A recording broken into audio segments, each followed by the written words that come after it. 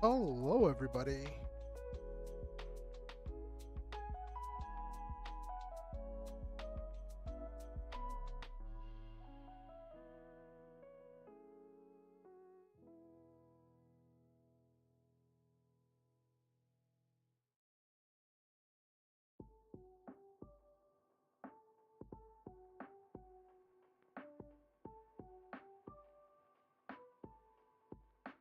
Hello, hello, hello. Let me let people know that I am live and we are getting started.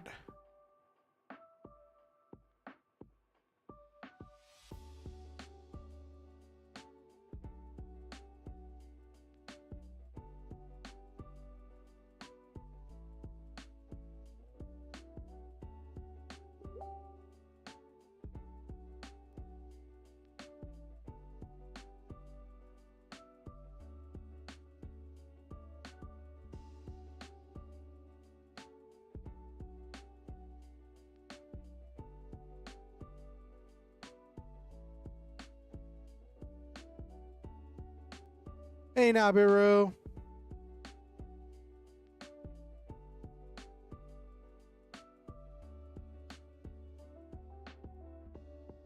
Don't scuff the stream. New anime season is out. That's cool. What do you mean don't scuff the stream, Silva? Why are you coming in with that energy in here, Silva? Why are you bringing that energy in here?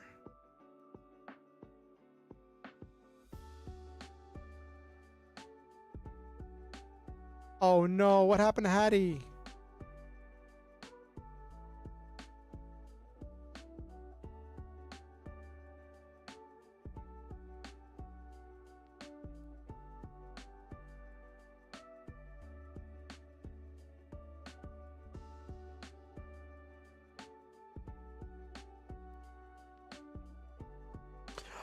Oh no, did she not know she was muted? Did no one tell her? You all can hear me, right?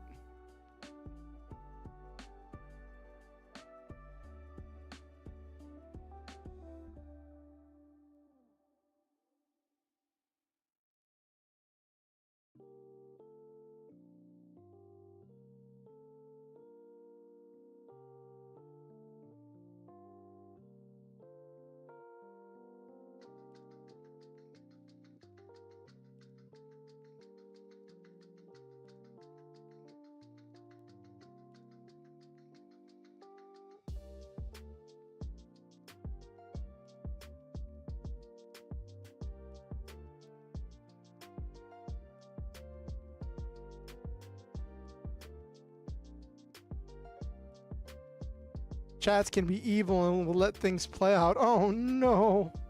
You wouldn't do that to me, would y'all? Let me get over to the actual just chatting screen. I'm in the middle, so like, okay. Let me share something I'm working on that's kind of funny.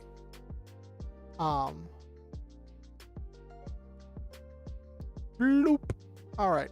So I mentioned this before last week. Actually on Monday, that last session in my Lancer game, in my Sunday night Lancer game, my players blew up this military R&D base, right? Where one of the players unilaterally decided to blow up the base with a lot of people inside of it. And originally I decided I wasn't going to like actually count up the number of people that got unalived by that action. And I got a little bit of like reaction from that when I said I wasn't going to. But the more I thought about it, the more I'm like, this is actually something that would be in the news, that the players would be hearing about, like the death toll would be publicized, and all of that. So I messaged a friend of mine who does like scientific research stuff. Actually, I have two friends who do like sciencey stuff. I messaged both of them, and one of them got back to me. And it's funny because the one of them got back to me like 10 minutes ago as I'm getting ready to start stream. And I'm like, I gave a short description of the base. And I'm like, what would be the average number of people that would be on a science base? And like I told him I can give him the map, and he's like, it's not, map probably wouldn't help me. It would be better if we just do some question and answer. So we're doing question and answer as I'm getting ready to start stream. So like you're probably gonna hear. Actually, let me mute Facebook.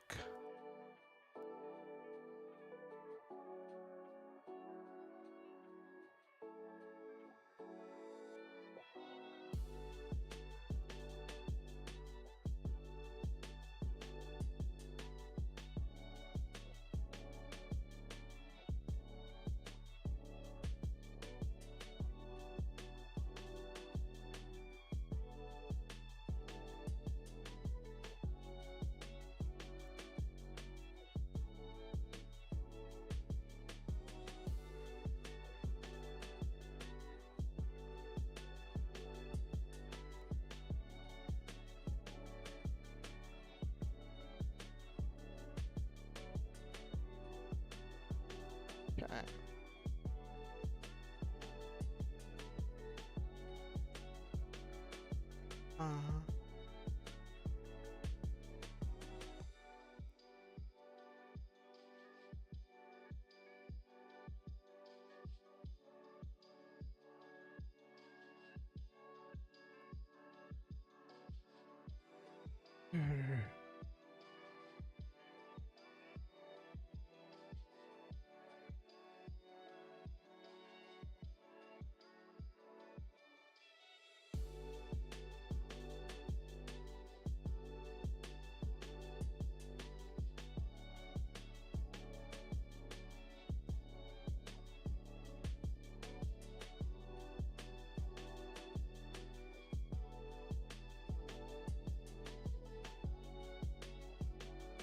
Okay, sorry. I'm responding to his message. So he's asking me these questions, right?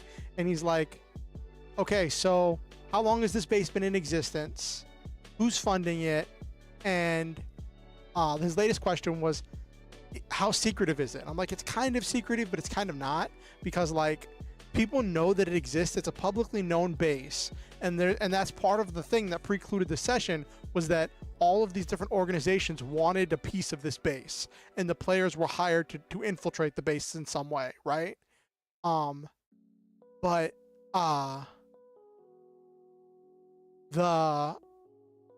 there was a secret project that nobody knew about.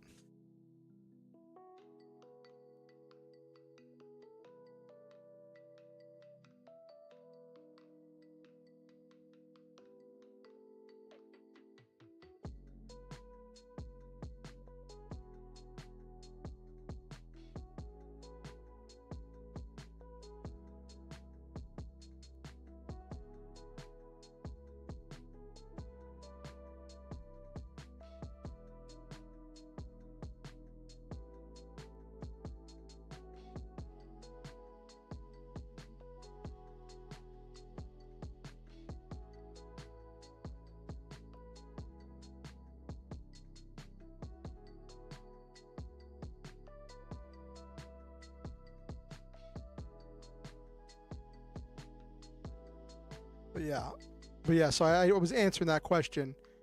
It'll be interesting to see the number he gives me, because he was telling me that like he works as in a 3-person research team that uses such and such amount of feet, and I'm like, I can't really say about how many feet that they have, but like there are at least 3 projects going on.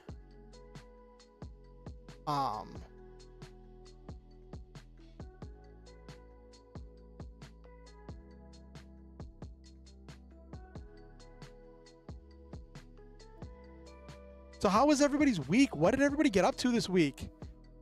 I don't know. I know I talked to you a little bit, Silva. But what's up with you, Nabiru? I know I was just really tired this week. You're waiting. What are you waiting for, Nabiru?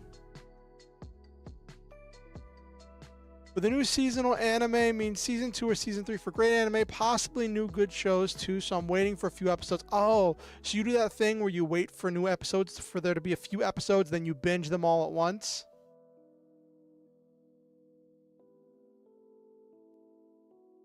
Okay. I don't know. I kind of like being a part of the whole I think the word for it's zeitgeist, the like the big emotional community and experience of watching things week to week, and like being a part of the online community where like you talk about things, you speculate things, you consume content of people who are reviewing and breaking down all the minutia of the episode and talking about like what they think is going to happen next. And like there's just, I feel like there's something special about that.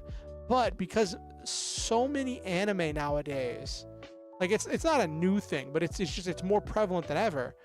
That so many anime nowadays are based on pre-existing IPs, whether they be light novels or mangas. I feel like that whole thing of a community guessing and figuring out and thinking about what's coming next doesn't really happen very much. Like Witch from Mercury was amazing to be a part of that community and to see the memes and to see all the stuff that the community was putting together. Uma Musume 3, Eminent Shadow 2, Dr. Stone 2, so many others. I mostly wait when it comes to anime. I read the manga of OR season 2, or read the manga or season 2 or season 3 of shows. Okay. So it's like Gundam Witch from Mercury was the first thing I've seen in a while that got really popular that wasn't based on a manga or a light novel. It was an original thing, and every episode was new and surprising, which made it even more frustrating that the day things aired, Crunchyroll would have spoiler videos of key moments in the episode out on their YouTube channel for Witch from Mercury. Yeah, a new Gundam thing, Gundam Metaverse, which is supposed to be celebrating the Build series. I don't know if I should watch it because I didn't watch Re-Rise. That's the last Build series. I watched the other 3 Build series. I watched Build Fighters, I watched Build Fighters Try, and I watched Build Divers, but I didn't watch Re-Rise, which I heard was really better than Build Divers. I just wasn't super motivated after the ending of Build Divers. And when Re-Rise was airing, I was like dealing with a lot of stuff. I've been kind of going through it for a few years.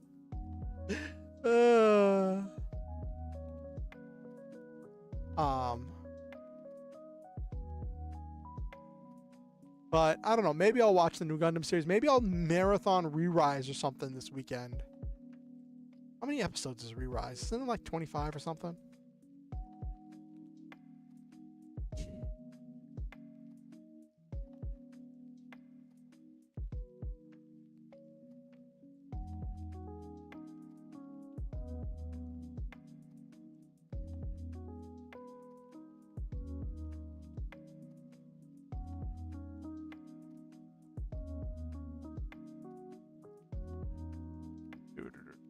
It's always like waiting for answers.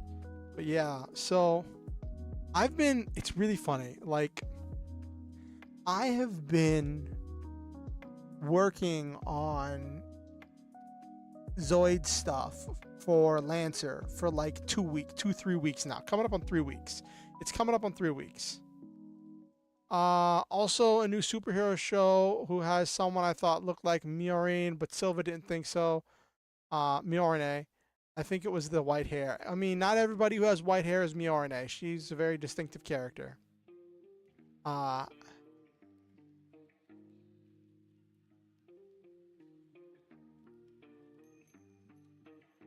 But so I've been working on this stuff for a while, and then I suddenly had an intrusive thought about wanting to tweak one of the things featured in the stuff I was working on, right? And I'm like, oh, okay, hold on now. Now he wants to see the map. Give me a second.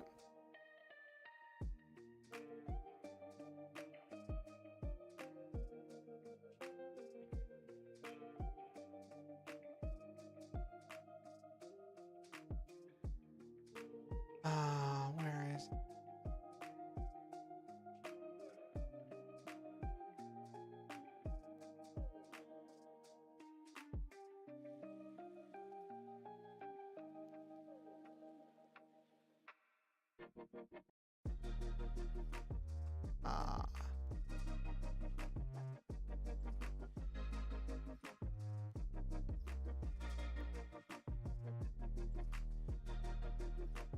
Okay.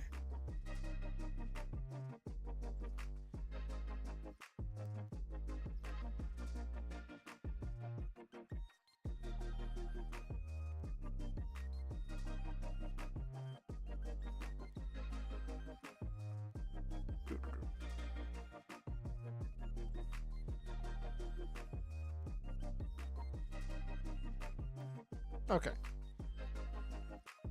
Had to send that map.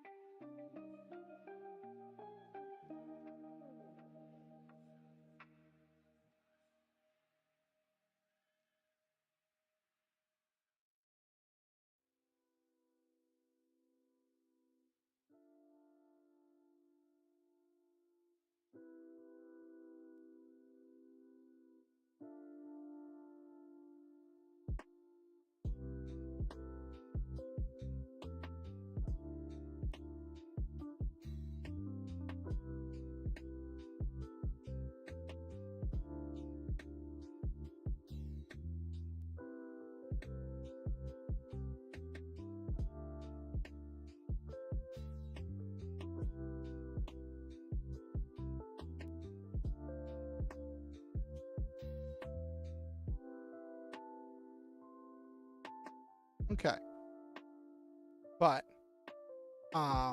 it's funny because I offered to show him the map earlier and he was like, be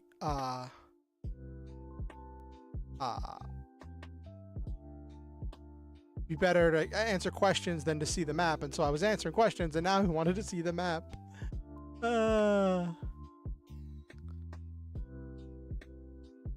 I probably should have told him that I'm getting ready to start streaming because I don't want to have that open while I'm gaming, which we're going to start here in about 10 minutes.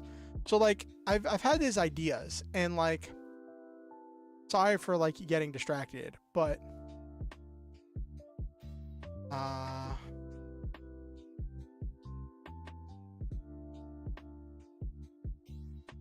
sure I should send him the right map. Okay.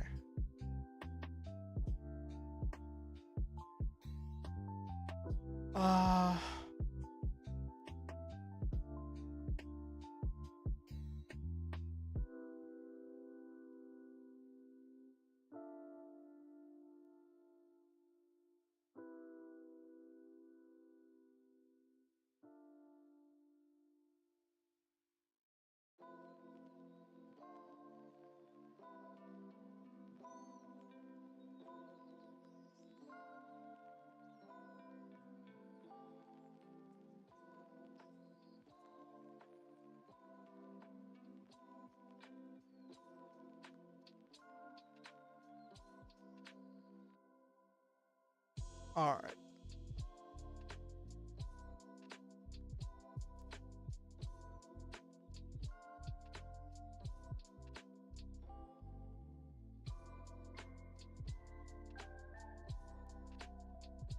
But yeah, so I had these ideas and I've been interacting with the with the Lancer community and getting feedback and working on all of this stuff, right? And I've been working on all of this stuff and working on all this stuff and like digging around and going through stuff, right? And one of the things is in Lancer, you normally level up by gaining these licenses, right? And the license is that you have the design to 3D print. On.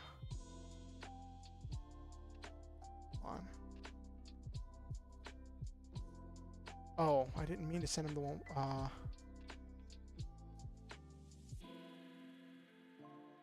I don't have a feat. It's asking how big each square is on the map. What did I do? I did 4 squares made a size 1.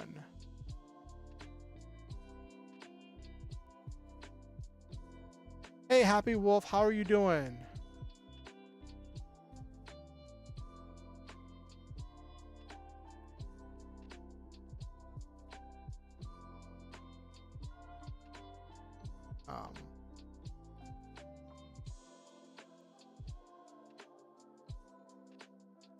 You're making toast. That's great. I'm doing great. So it's funny, like a few hours ago, see any good memes?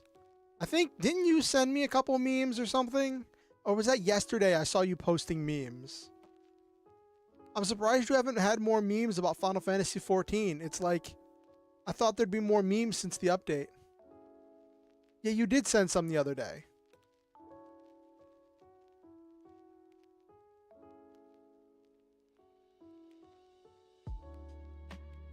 Well, yeah, I didn't know if there would be new stuff for you after the update that you would be like making memes about.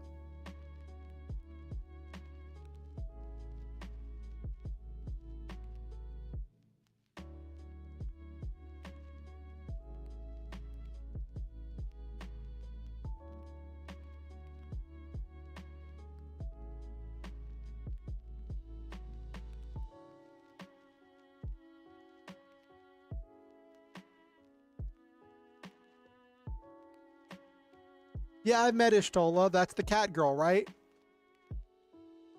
It's funny. The all the things I see of her later has her wearing this like black robe that like I guess is supposed to make her a black mage. But like whenever I see her, she's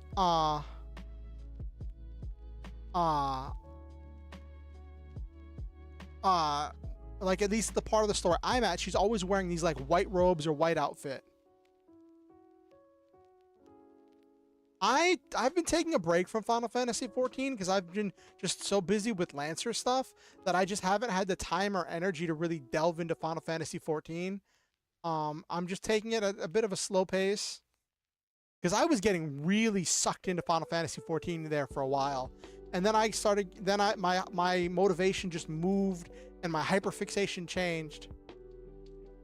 So I'll get back to Final Fantasy XIV eventually. It's just not what I'm doing right now.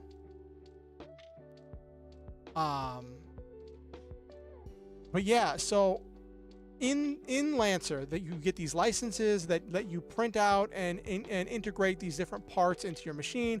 Normally, a license contains 6 things and a mech frame, right? And of the 6 things, usually 3 or less of them are weapons, and the rest of them are different types of systems that add different abilities and things to your mech, right? And as I've been trying to convert these Zoids into frames, I have the stuff to make the actual frame based on what the Zoid has equipped and all that other stuff. But then trying to come up with enough stuff to fill out the actual license, the other 6 things, I'll get like 1, maybe 2 weapons for the mech to put on the license, but the rest of the stuff I'm like combing through the battle story and the descriptions to find out like what is something that this did that I could make a system. And it was just really not really working out for me, and I don't know where it came to me. I don't know if somebody said it to me or if I just like thought about it. I don't know where the thought came from, but I just had this thought about what if I make them exotic licenses where the players won't be able to print them. The players have to get them from a specific location, right? And I was like, that could work. But then that throws, like, I have 4 licenses already completed of the 8 I was going to work on. So now I'm just like, bleh. So now I have to scrap those and almost entirely start from scratch, which is a very interesting experience. It is not super great.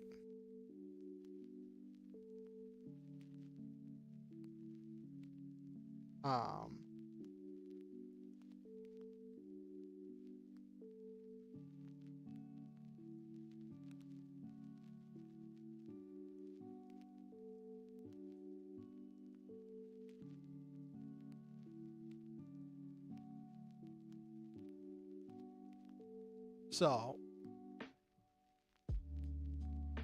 that is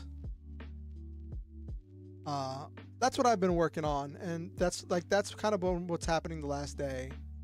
And like, oh my goodness, so I talked about I don't know how much I've explained, but there was this whole unfolding drama about my second monitor, and then I had to wait for the adapter to come in order to get the second monitor up and running, right?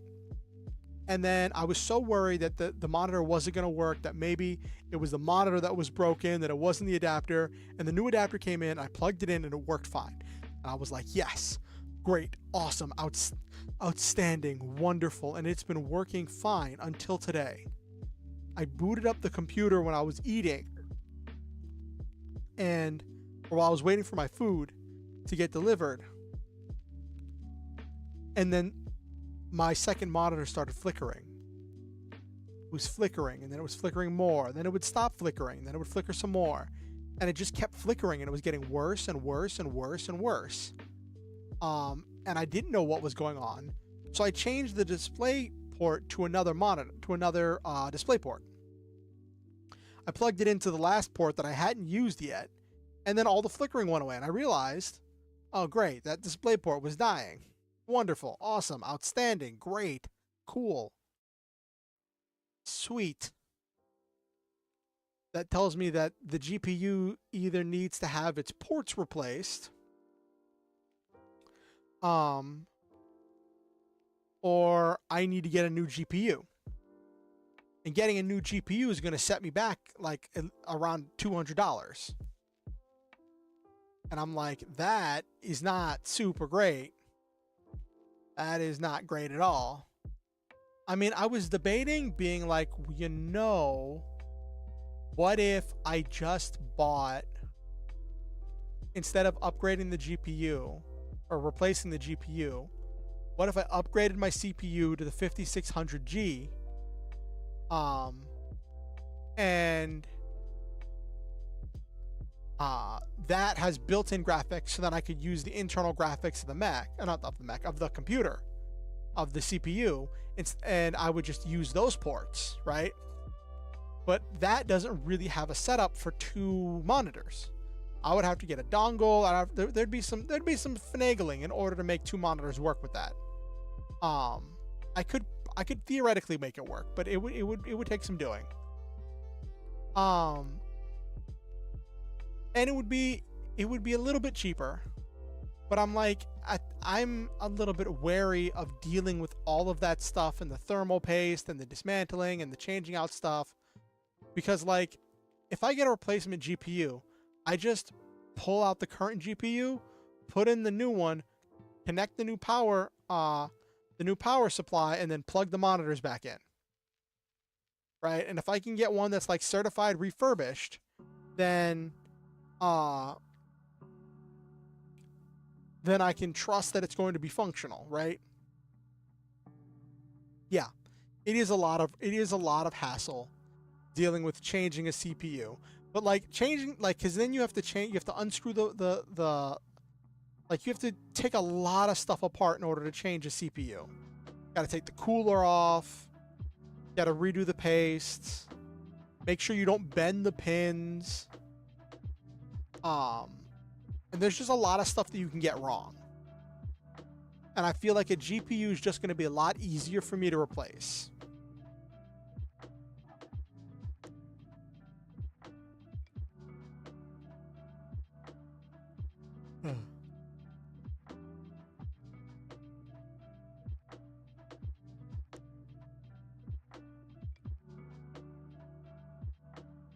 Mm-hmm. Yeah, so I have a AMD Radeon RX 5700 XT in this computer, the 8 GB version. And to get a replacement, it's gonna cost me between $160 and $200. Newegg has some that are certified, refurbished. But it's like $155 plus $45 shipping to get it from Hong Kong, which is like so brutal. And I saw one on eBay that's from like a top eBay seller, refurbisher, and all that stuff. That was like for $160. It was like $160, $170 in that range. And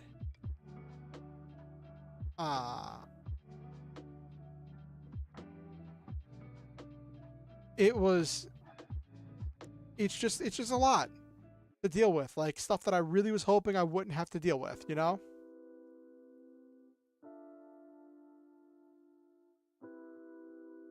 And I mean, like, I was like, it's a lot. And I'm dealing with all this stuff with my student loans. I'm gonna have to apply for the extension on my student loans because there's just no way that I can afford to pay them at this point. Not until my disability comes through, and I don't know when that's coming through.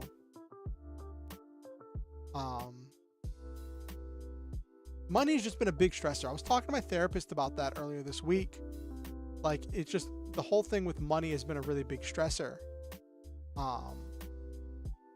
And like, on top of all of that, one of my friends messaged me and was like, hey, I'm a technical writer at this place, and they're messaging me with these job offers for these like warehouse things. I think he was talking about. I don't know exactly what job he was talking about. I think it was some kind of like warehouse work. And he's like, I've been messaged like 3 times, so I know there's a big demand for it, right? And I know he lives way out in the middle of nowhere. So I would have, and the thing is, I don't have a car, so I would have no way to commute to work. And also there's the whole thing that I am disabled and I would have to get concessions, and I would need an official diagnosis, and that's a lot of a mess. And if I don't get an official diagnosis, things just get kind of messy. And it's a lot. Also, I'm trying to apply for disability benefits. They don't give disability benefits to people who are working. And I have been borrowing money against an amount that it is assumed I will receive whenever I receive my disability benefits. So there's a chance that, like, if I got a job at this point without getting the disability benefits kicked in, I would owe money.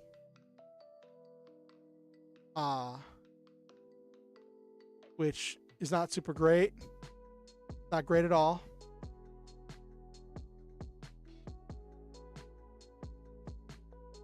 Anyway, it's 9:04. Let's get to the Zoids.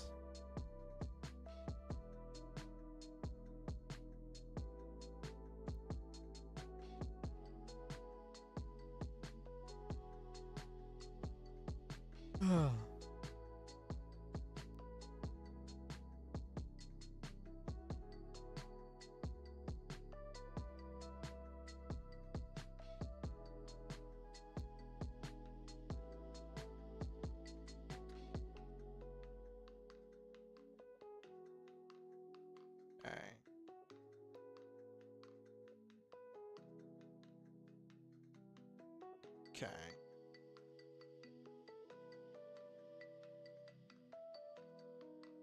All right. Let's get started.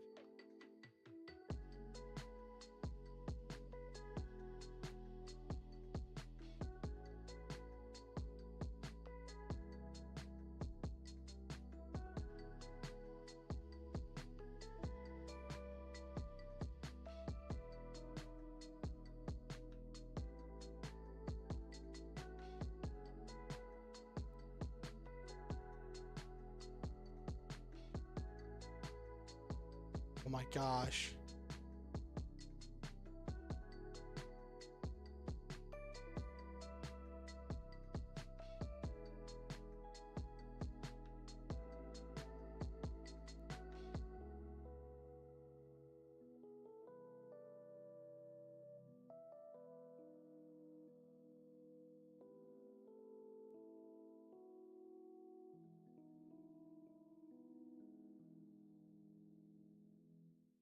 Oh, he gave me numbers.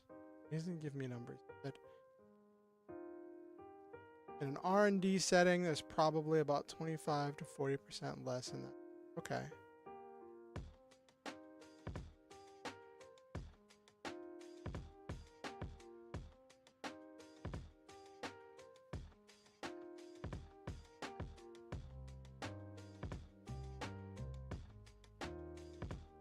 The thing is, I found a map online that I'm using that just looked cool. And like, I showed him the map that I'm using, and he's like breaking down the specific imagery on the map to be like, well, this means this, and this means that, and this would be caused by this. And I'm just like, I guess? Cool.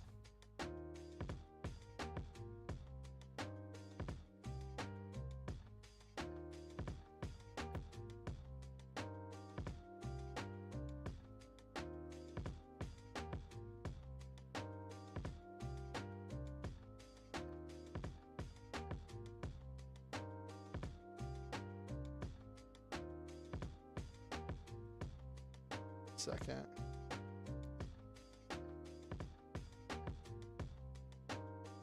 Oh. Okay. Spots on the rooftops, either plumbing, burping spots.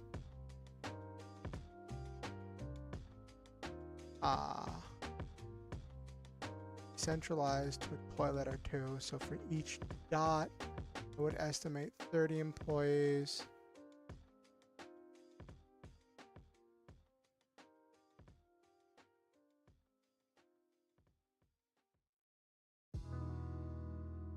Okay. All right. He is breaking down numbers, and his numbers are a lot better than mine. Because I was gonna get a number in the thousands, but he's talking about like 270.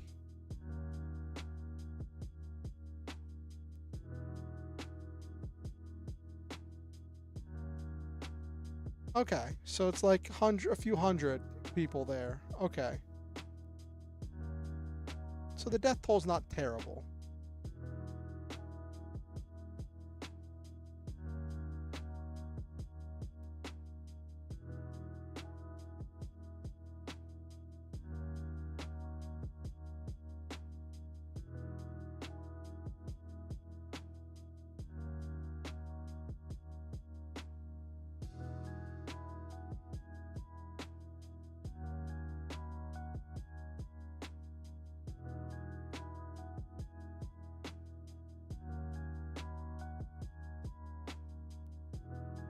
Oh, he's still typing. All right. It's funny. He like found an image on the map and was able to be like, those are either like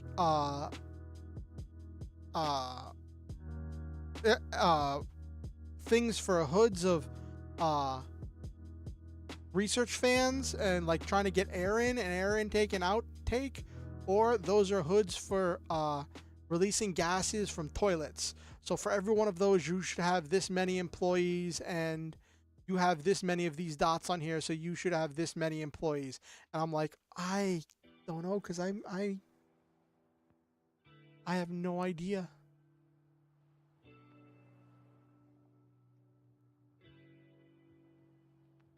All right, let me get to the actual gaming stream. I'm gonna let. All right. Let me turn up the volume a little bit so that way you can actually hear some of the stuff that's happening.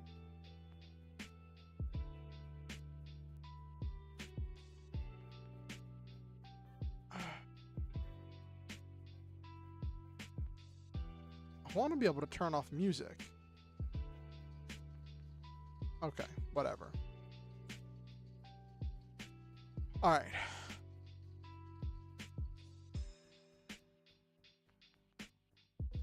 Oh, jeez. All right, let's deal with... Got a Hell Runner, got a 2 Guy's Axe. Let's deal with the Guy's Axe. I'm doing an HP. I'm doing good on HP.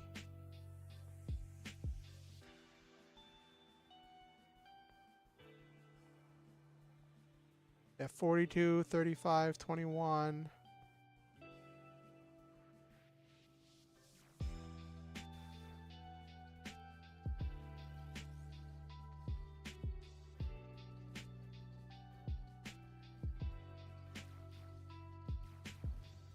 Cool. It's taking some grinding, but we're finally at the point where we're getting solutions.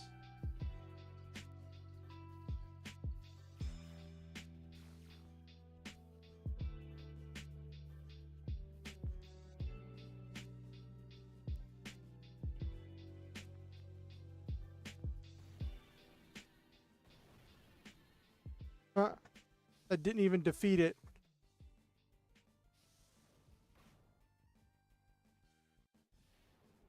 Of course, the evasion goes up.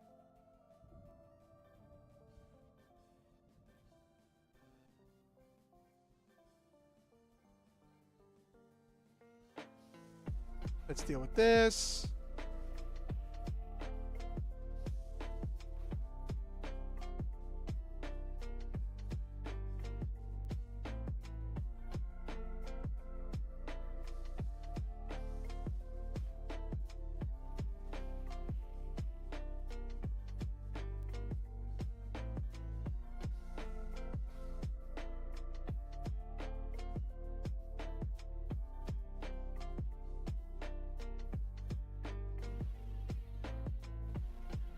Oh, nice.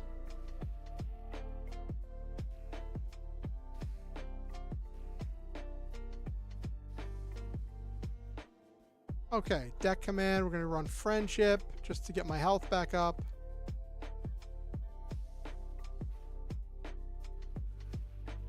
Okay.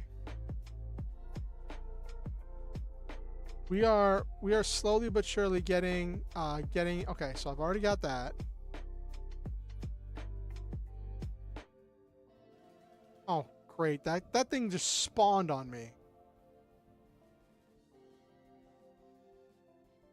All right.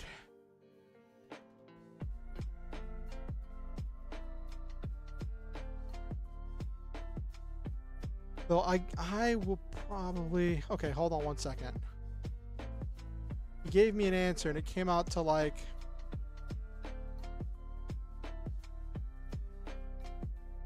Oh, that's a pretty decent number.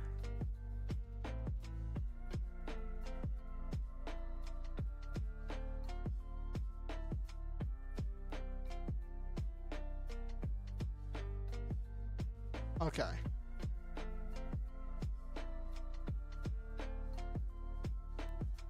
got a number. I got a bunch of numbers.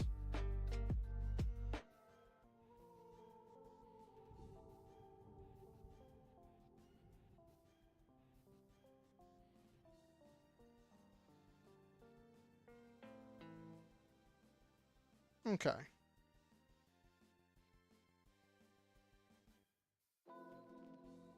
think I'll go with this first number. Okay. Okay. Now let's focus on the stream. Okay.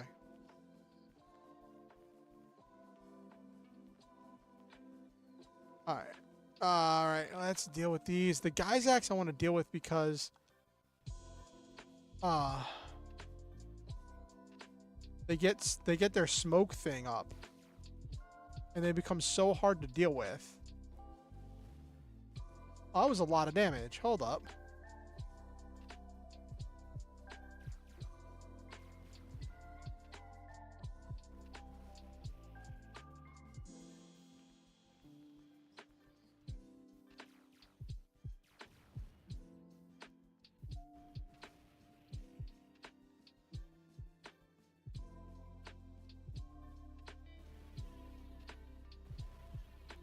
It wasn't enough to defeat it. Oh, it was. Okay. It only had...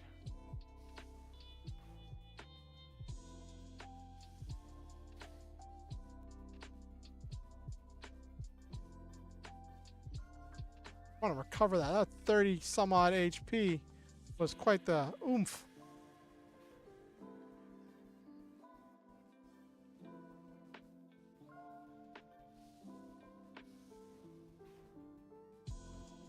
I think it's funny that like these are like the best pilots they have, but they're piloting command wolves.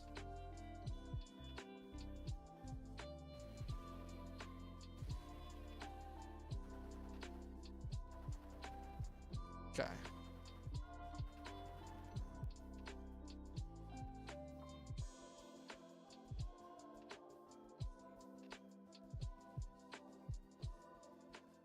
Yeah. It is the classic trope because you have to start them with the easy ones.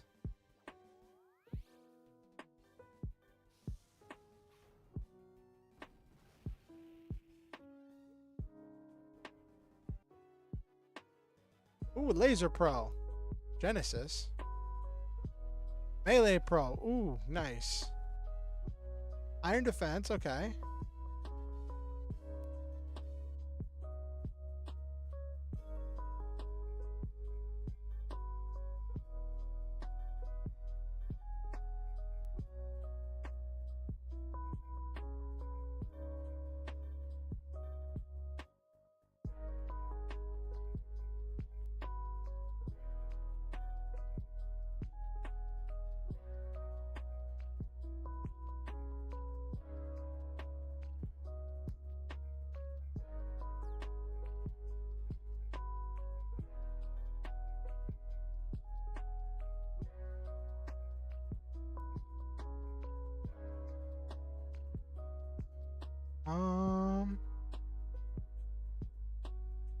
These are our best blank. Then comes the main character who stomps them. Yeah, pretty much.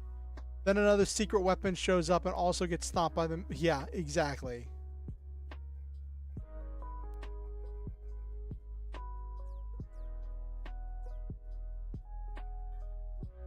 Okay.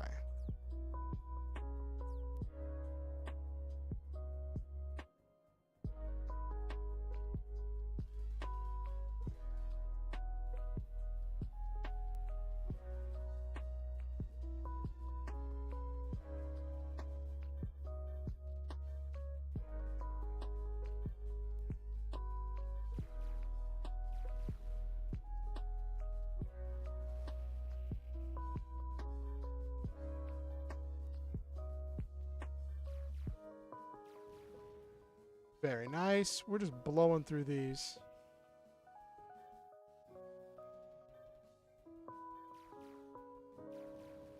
The default cannon that the command wolf comes with is just so strong. Then you get to the Sorrow Knight, which is just like, eh.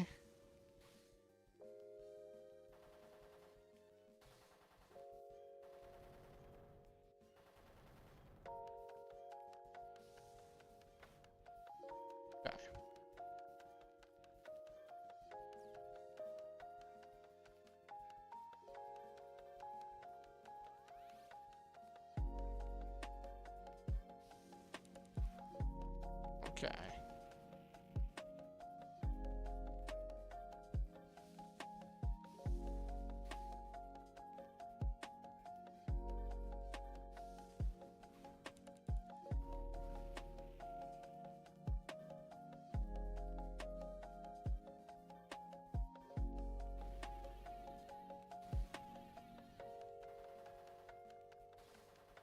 That would have been bad because he's in so little armor.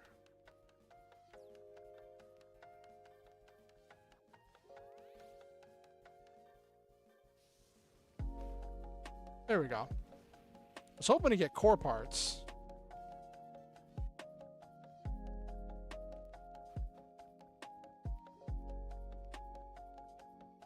Okay, hold on.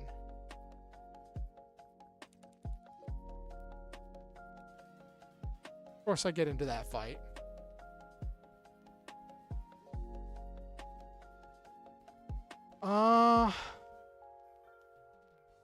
Let's do blank so I don't have to deal with the cannon remulga.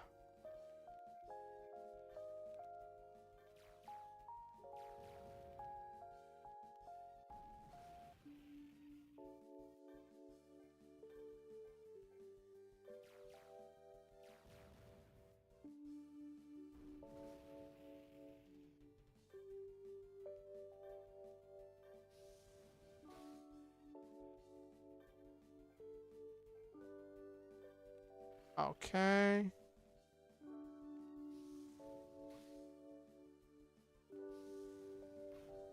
That was a decent chunk of damage.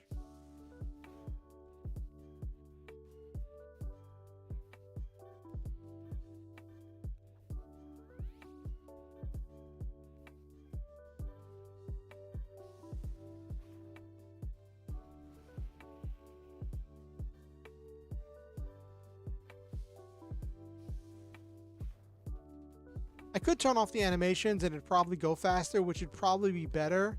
But like, I want to play the game. Like, you can set up auto battle to make grinding go a lot faster. Okay.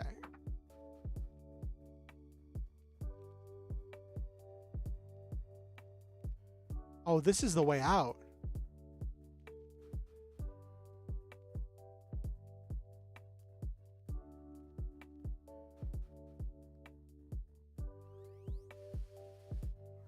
Time machine chamber.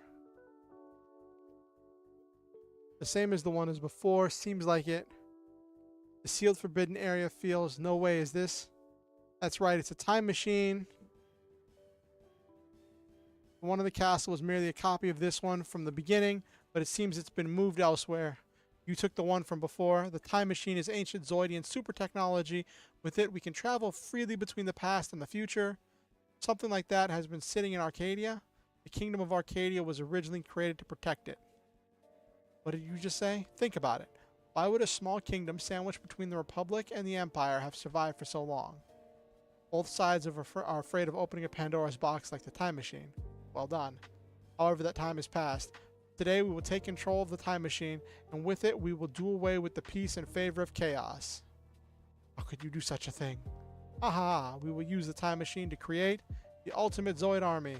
We'll gather the strongest Zoids from the past and the future, and plunge the world into chaos where we will reign supreme.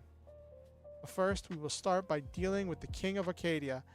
Take the kingdom for ourselves. Okay. That is what our emperor desires. The emperor, who on earth is he?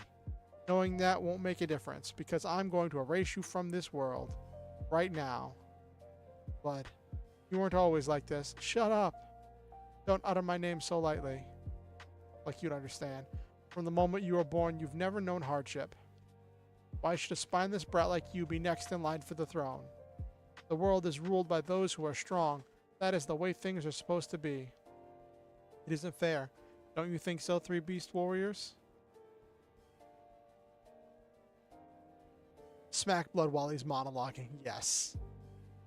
You aren't strong enough, Ethel. You are weak. You're wrong. One day the prince will be an amazing leader. Regina. That day may not have come yet, but whatever you say, my men have already begun hunting for Zoids. Now they leapt across time and space using the machine. It's only a matter of time until our ultimate Zoid army is complete. We won't let that happen. Ha, you're funny. Evil ambitions won't come to fruition. These ambitions are not mine. They are the Emperor's. What are you after then? Haha, I don't need to tell you anything. You escaped last time, but this time you won't be so lucky. This place will become your grave. We won't go down so easily. We will protect the prince. Such confidence. Come at me then. I, Bloodkeel, leader of the Phantom Knights, will do away with you personally. What's he fighting in? Oh, he's got 3 command wolves and the Genosaur. Okay.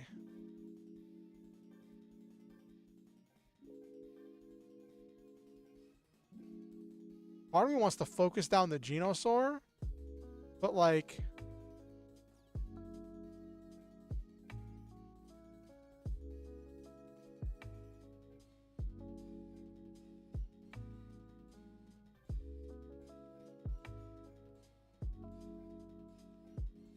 But like, I do need to deal with these command wolves, because if I don't deal with these command wolves, they're gonna curb stomp me.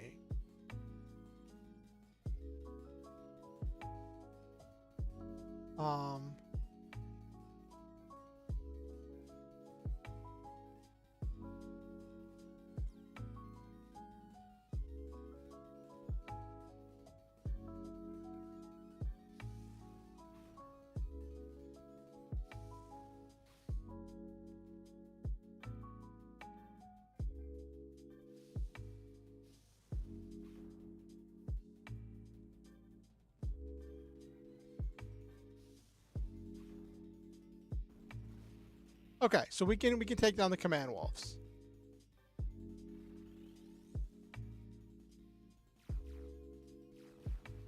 Oh, that's a lot of damage.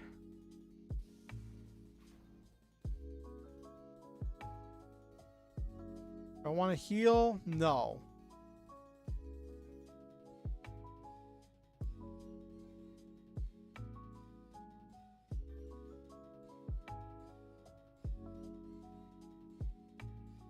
I want to save friendship for later, but I don't want... I'll use an item for Earth. I'll use a... I'll have Regina use an item for Earth.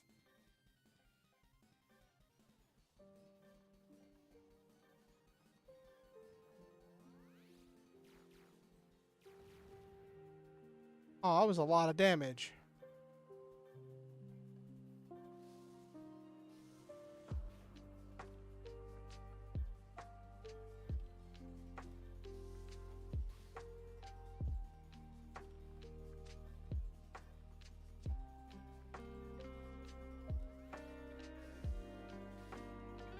Okay.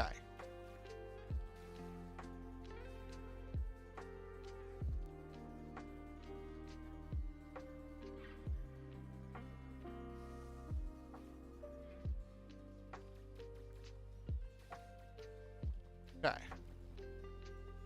All right.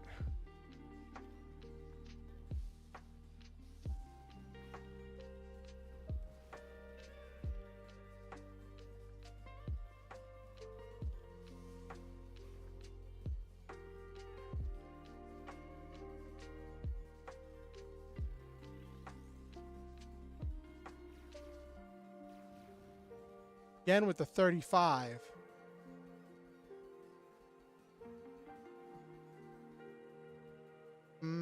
I don't want a deck command for it yet because he hasn't used this charge particle beam.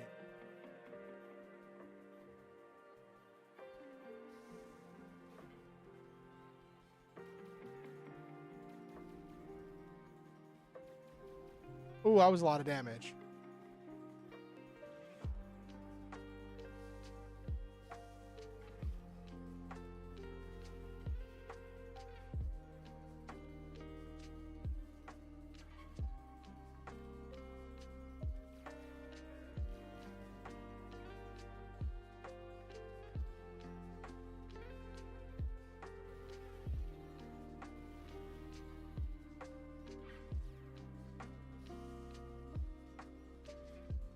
Now I want a friendship.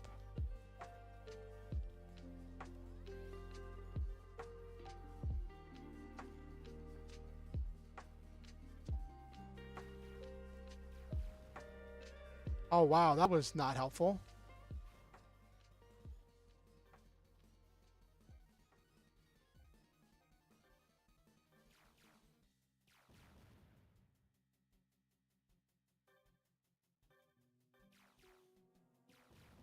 Hey, Okusan.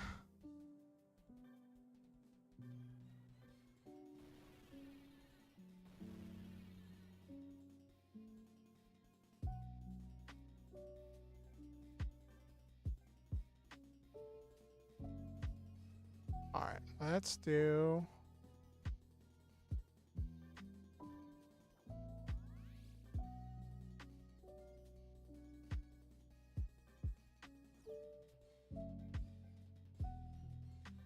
How are you doing? How was your week, Okusen?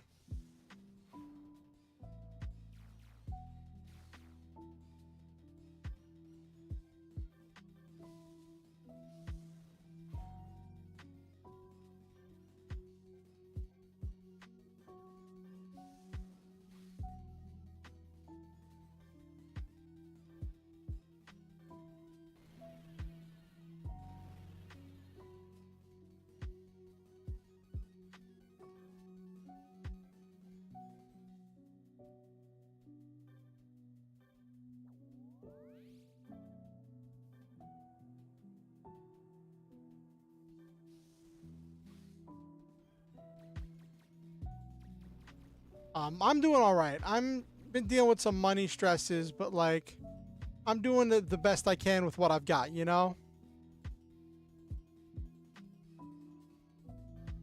Okay, that doesn't do a whole lot, so we're gonna do this.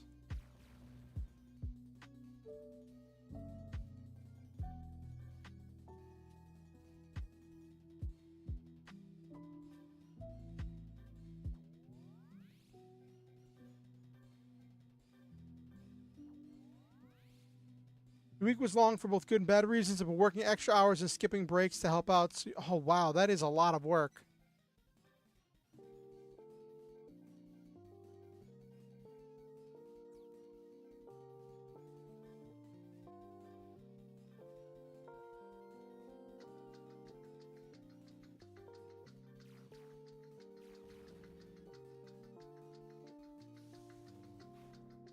Oh, wow, that was huge.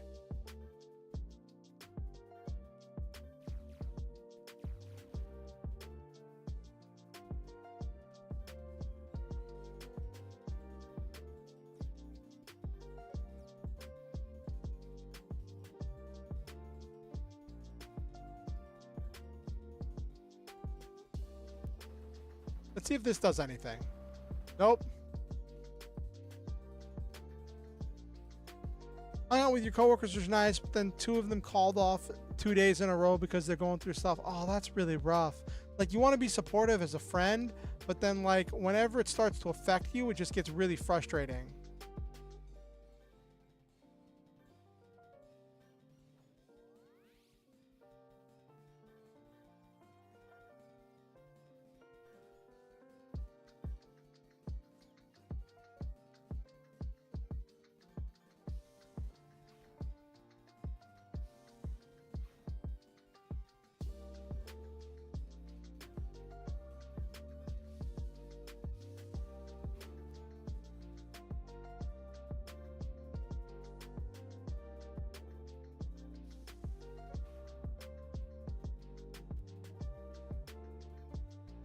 I'm almost out of healing items.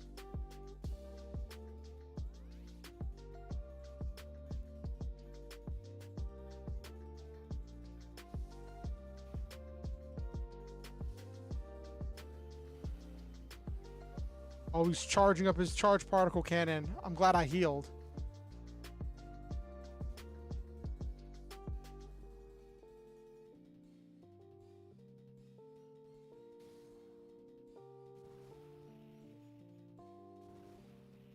Oh, that hurt.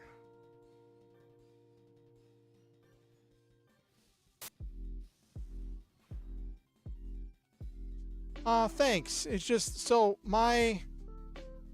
there's just been a lot of stress revolving around money because, like, I talked about this a little bit before, but I went through this whole thing to get my student loans out of default with the Fresh Start program because they kept advertising that, like, you could get on an income-based repayment plan, and, you know, more than 50% of the people on income-based repayment plans have monthly payments as low as, you know, $0 a month. But then what happens is, if you don't have a job, you can't get on an income-based repayment plan. They just say you have no income to get on the income-based repayment plan with. So I have to file for getting an extension of a deferment, or else I'm going to be paying like $100 a month, and so I have to set aside money for that because I don't know how long that's going to take. And if I, so the thing is, once I'm gonna try to speak into existence. Once I get approved for disability, there's a chance I can get some or all of my student loans forgiven, right? But that can't happen if my student loans are in default. I don't qualify for any forgiveness if my student loans are in default. So if I want that to happen, I have to keep up with them until that becomes a thing. Whether that be filing for some kind of deferment or something. And then, so dealing with all of that, right? And then my graphics card, one of the display ports stopped working. After the HDMI port stopped working. Well, it's not, the display port's not dead yet, but it's blinking in and out. And like that just leaves me with the 2 display ports on here. So if one of those goes down, I lose my second monitor. So I'm gonna need to either get my display ports. I'm either gonna need to get my graphics card repaired or replaced. So that's an expense that I'm looking at, and just general survival stuff, you know.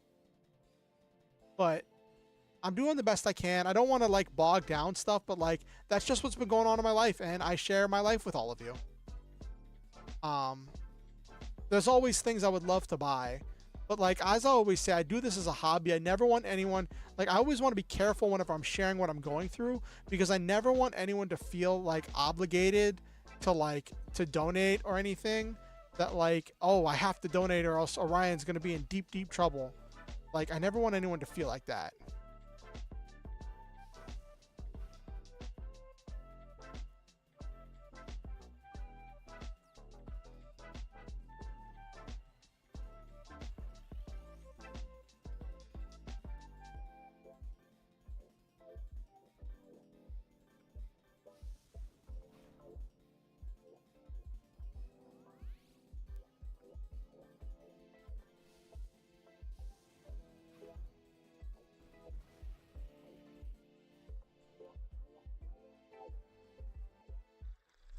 Oh, cool. I got S expert again. Okay.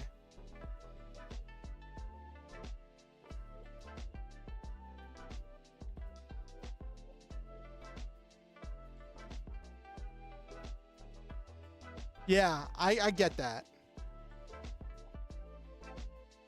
This Zoid isn't enough to match my piloting skills. I'll get you for this, mark my words.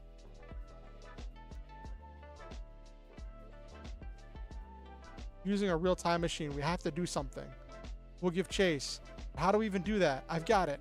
The data from the most recent destination is probably still here. Seems likely. However, we can't guarantee that we'll be able to even return to this world. There's only one way to find out. What do you think, Prince? Let's go. Doesn't even wait.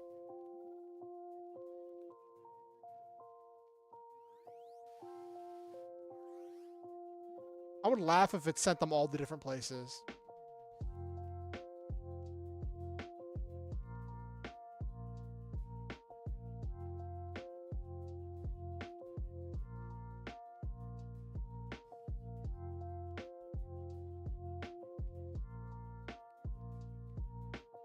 Is Earth gonna go through?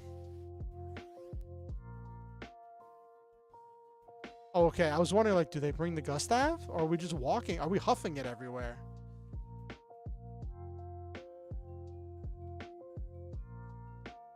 Flam, you've returned. Yes, my lord.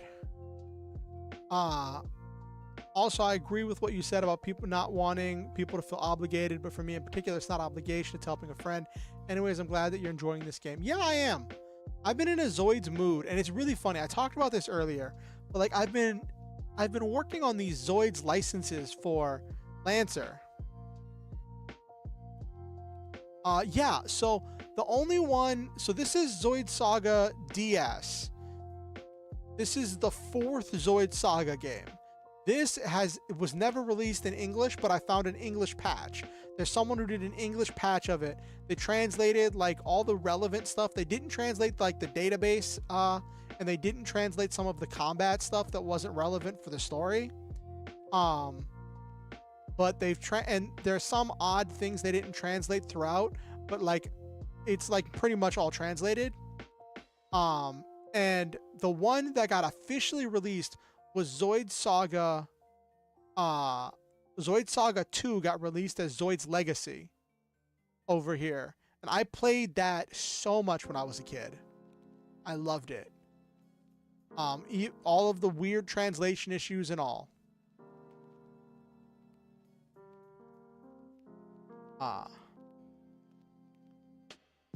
And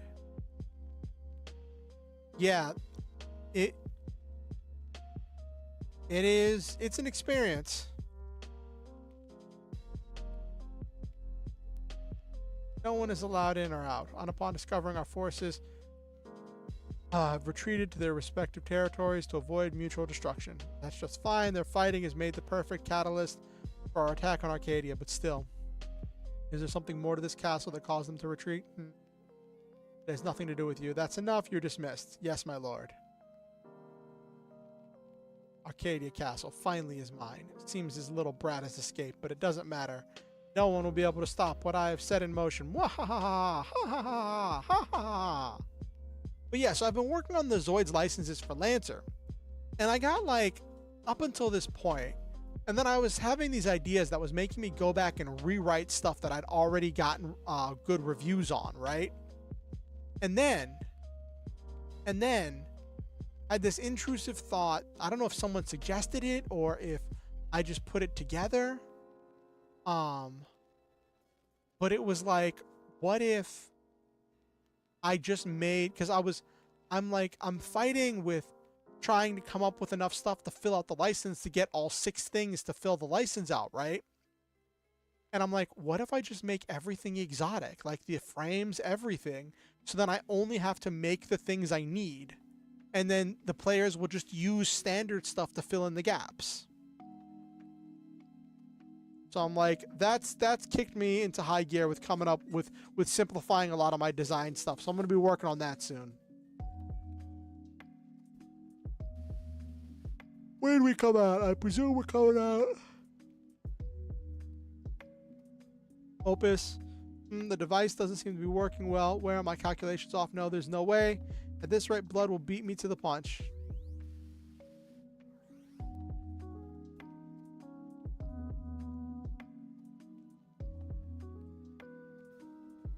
Oh, we're in the Genesis world. Oh, hey, why the long face, Ryuji? It's nothing, I'm fine, really. This is the first time Ryuji has ventured beyond his village. It's only natural that he's finding it hard. You're too nice sometimes, Uncle. It's all my fault that our village is in trouble. If we can't find someone to fix the generator, then well, that's why you're looking so down, isn't it? Try not to beat yourself up about it. Everyone follows their own goals and convictions. If you try your hardest with everything you've got, that's all that matters. What's most important is whether you feel you've done everything you can. Do you understand, Ryuji? Yeah. I have to do everything in my power to save the village. Sorry. I'll do my best, Rakan. That's the spirit. Ryuji looks like he's feeling even better than ever. Let's keep moving, me. So this is we're in the world of Zoids Genesis, which is where I get the models for the enemies for my Tuesday game. That goes for you too. Don't fall behind. I get it. Let's miss me to you. Stop that, me.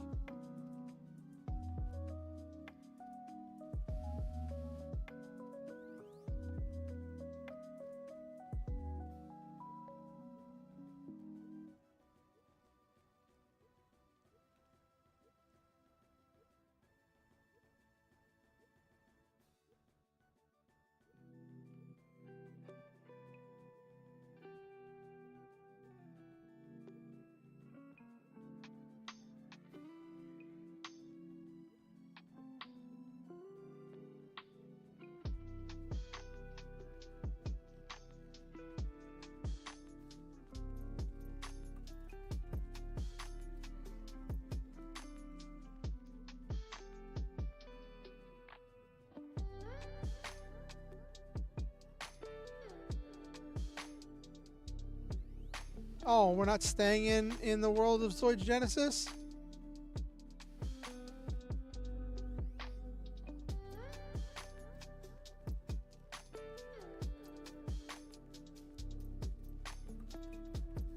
Oh, I was looking forward to staying in the worlds of Zoids Genesis. Antitown. Why does that sound familiar?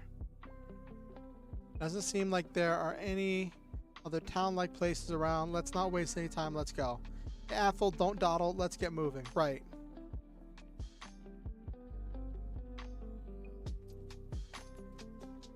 Okay, let's talk to people.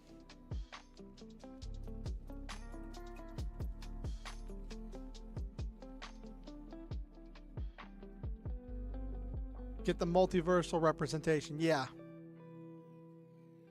Restless, what happened? These shady characters have been stealing people's Zoids. They've been going village to village, ransacking the place. How cruel. They came to our village too. They stole all the Zoids we worked so hard to dig up. It has to be that Emperor's army. That's some impressive looking equipment you've got there. Oh, I got digging radar. Okay. Trap radar.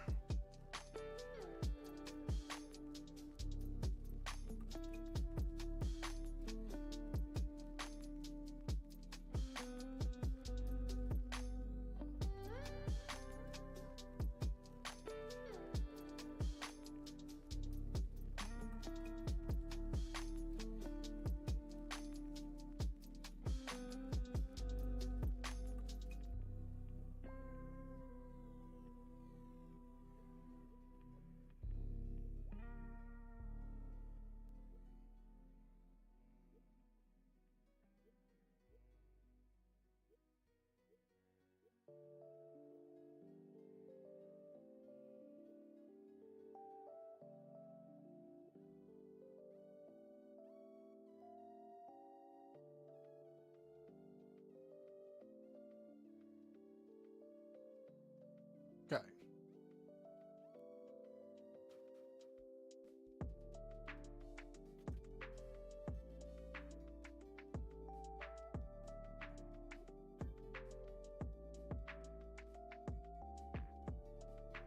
I think I already own one of these.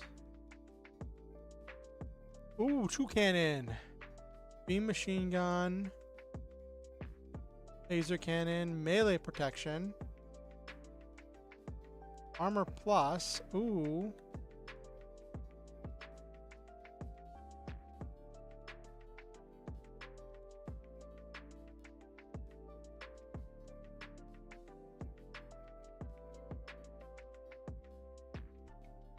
I have a lot of gold.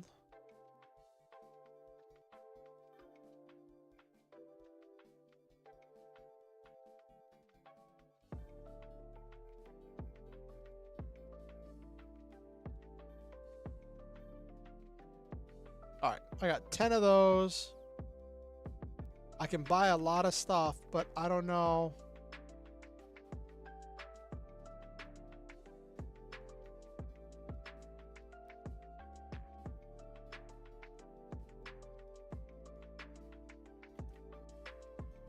Ion M, okay.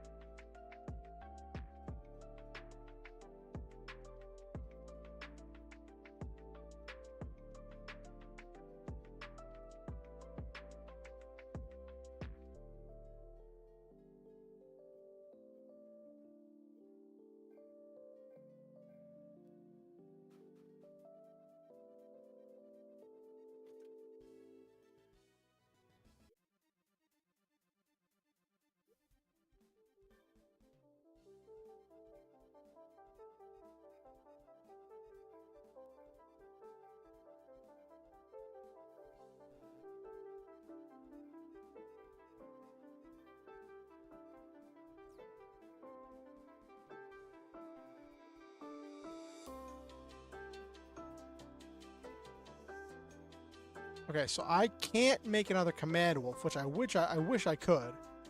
I need an H1 core to make another command wolf, and that would be great. You could make a Securious.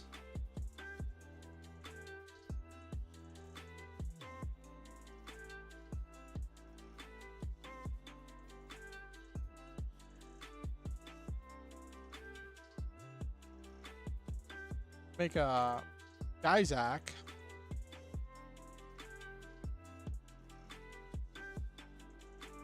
Can I make a Mulga? I don't have the cannonry unit, but that's not worth making. Make a Hell Runner.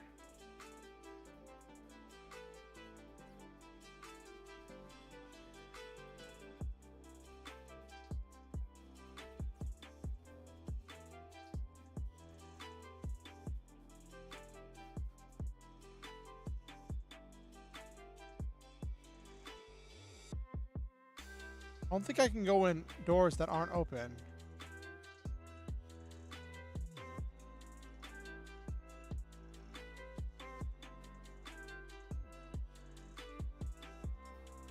Alright.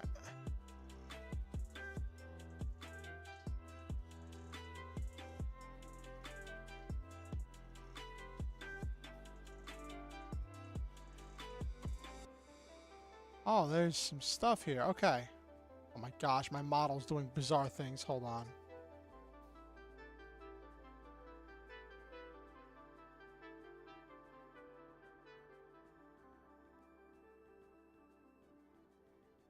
There we go.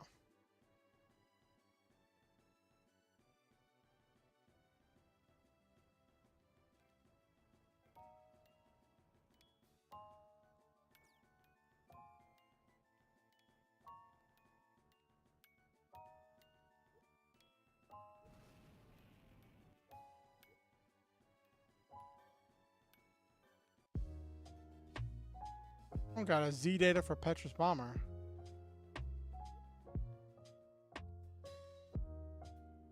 Soon we'll have all the Zoids data in this area. Then we'll move on to the time period we were supposed to be.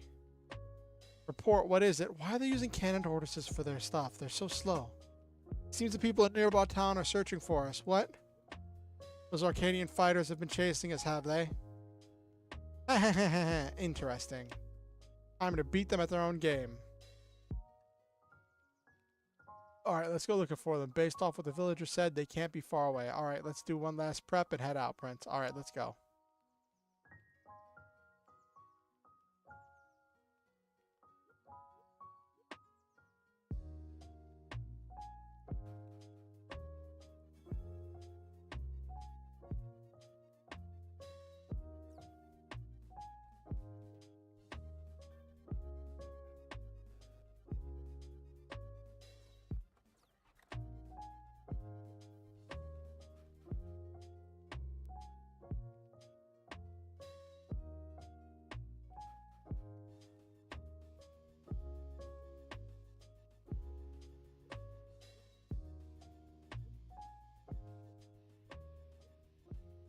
Really have that much misplaced confidence. Try us. Do you think you can stand up to me, Opus? One of the 4 Phantom Knights? I thought they were heavenly generals.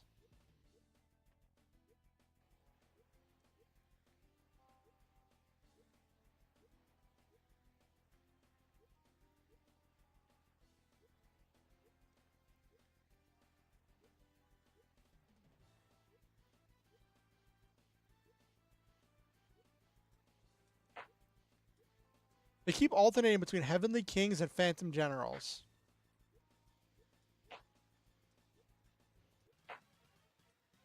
I just realized I should have bought some skills. Okay.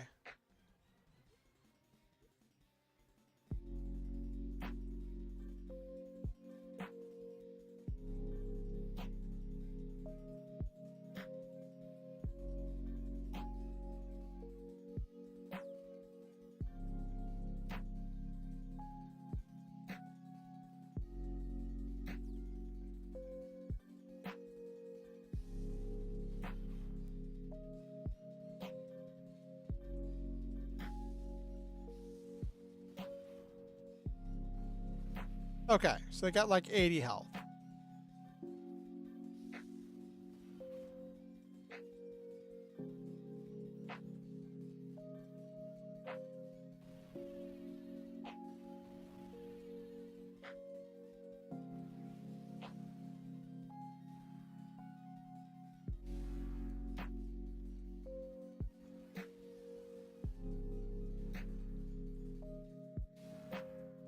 Okay.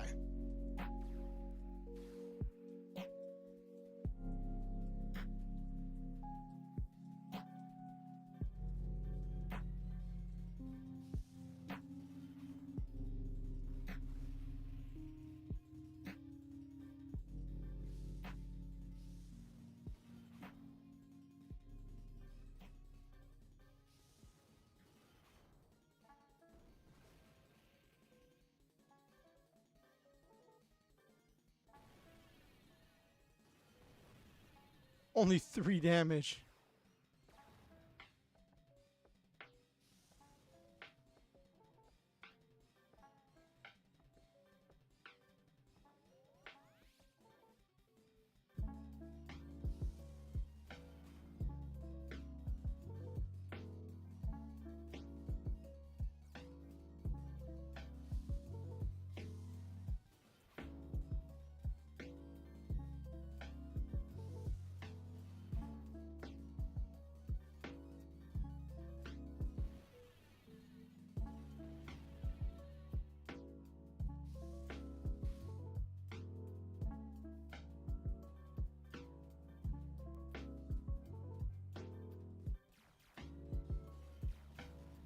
Okay, that does more damage. Good.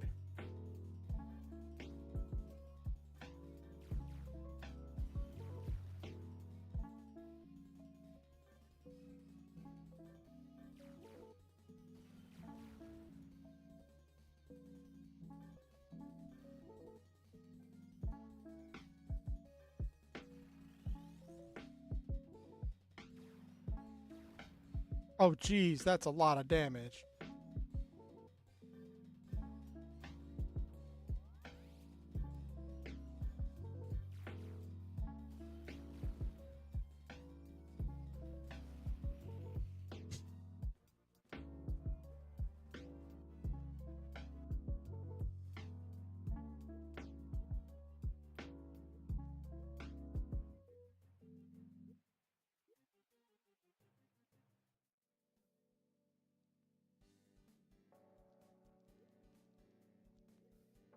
Oh, I got recovered your buried Zoids. Okay.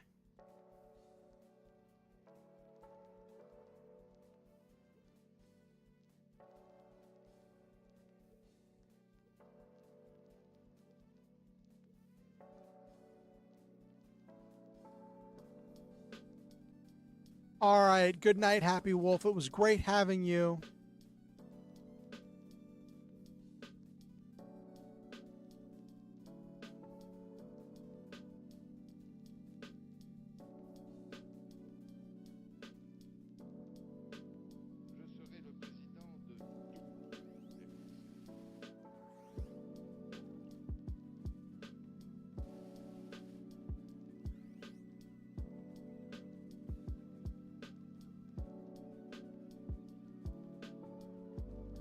Anyhow, the enemy should be nearby. Let's gather information in a nearby town.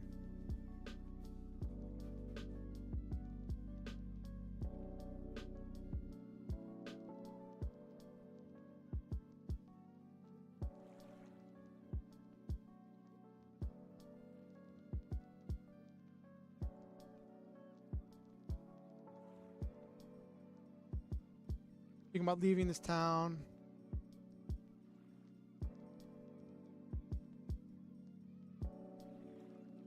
We're back in the world of Genesis if we're dealing with the Degald army.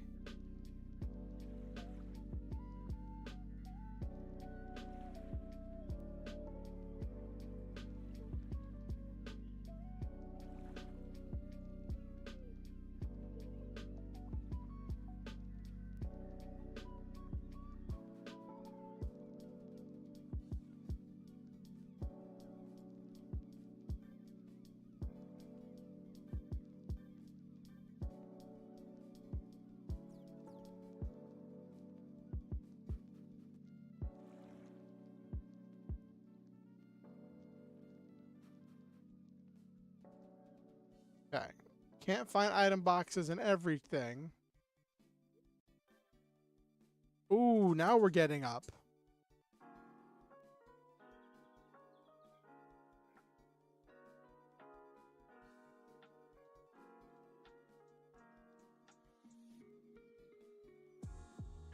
Okay.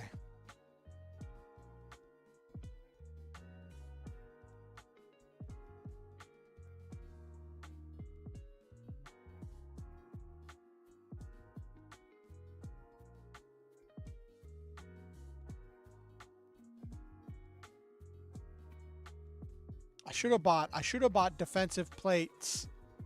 I should have bought the thing that go for defense up for everything at the last place.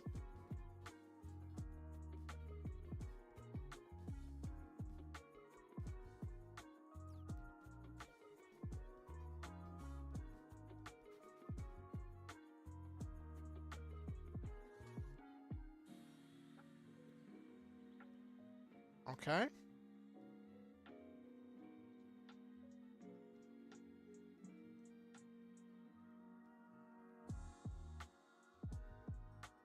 Oh, Zoids are getting stolen. That's not helpful.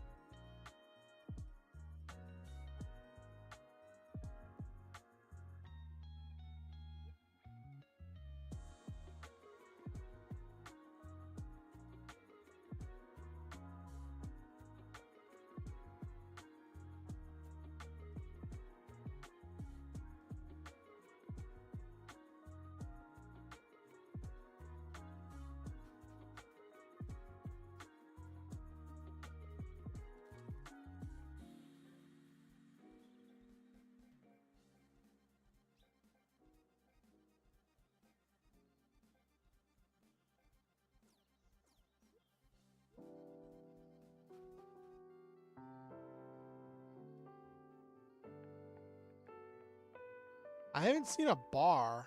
That's one place I haven't seen in here. Normally there's like a bar where I can go and get rumors and stuff.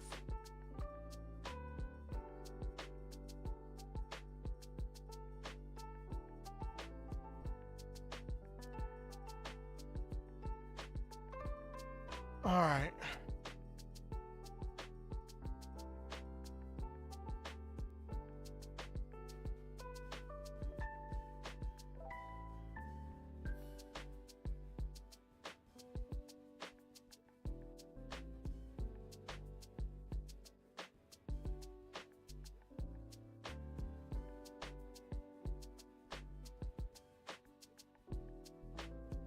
Oh no.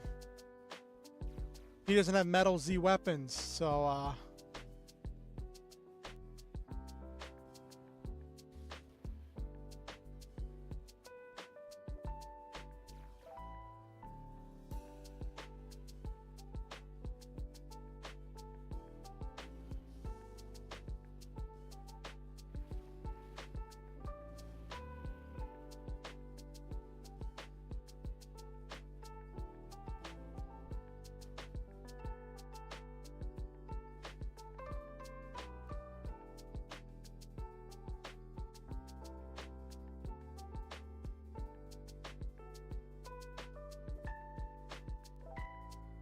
I was about to say, without metal Z weapons, I'm wondering how they were going to deal with that in this game.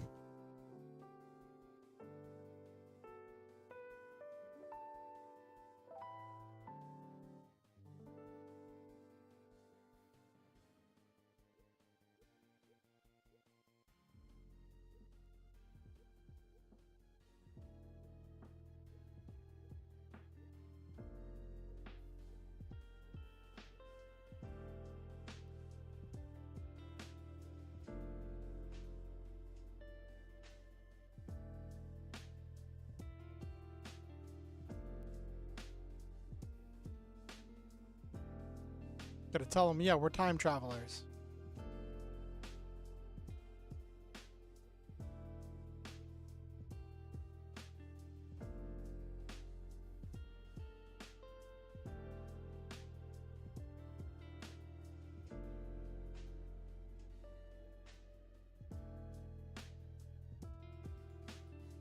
Cool.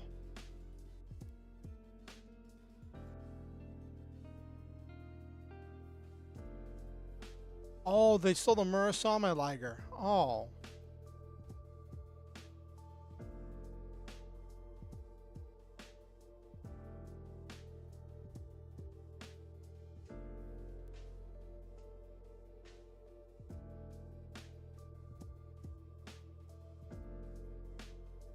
All right.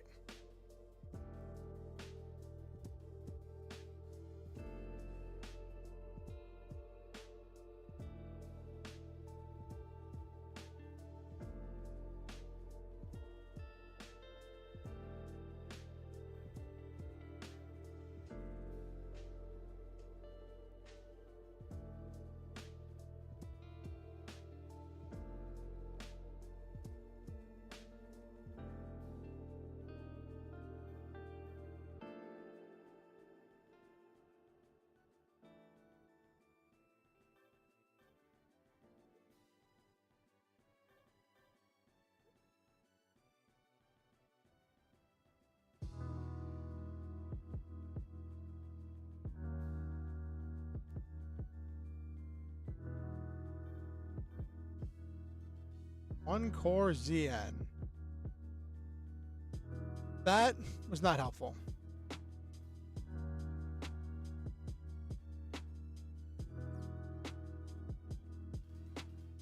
Let's see what I fight here. Oh, these are just normal enemies. Okay.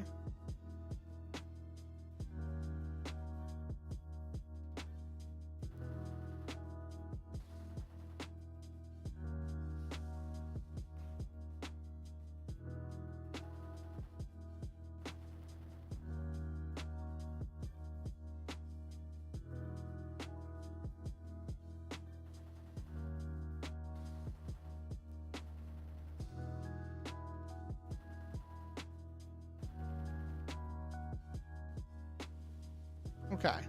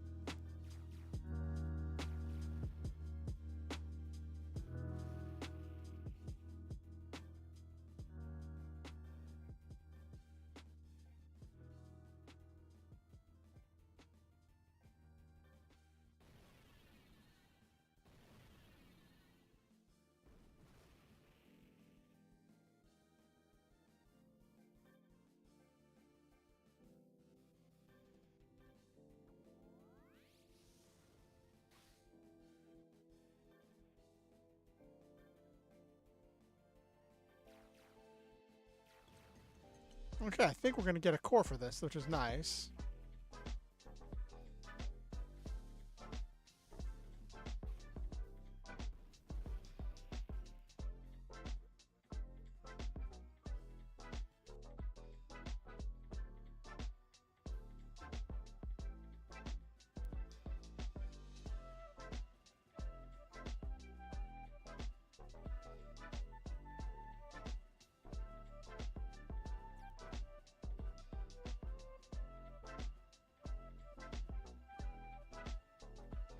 Oh, there's a dungeon over here.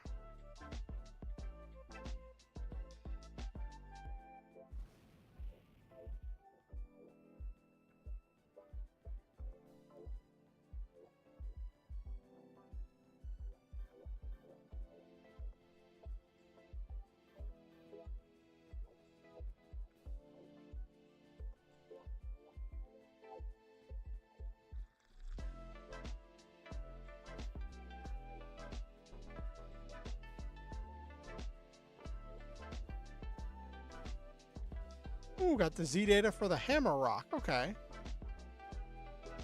Not any metal Z stuff.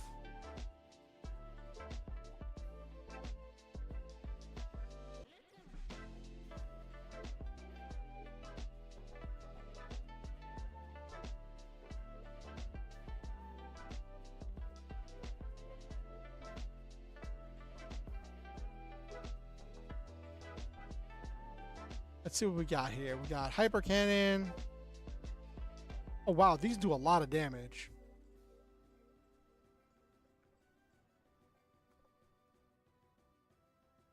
Electro bite fang. Okay. The double sword does a lot of damage, but has a very high EP cost.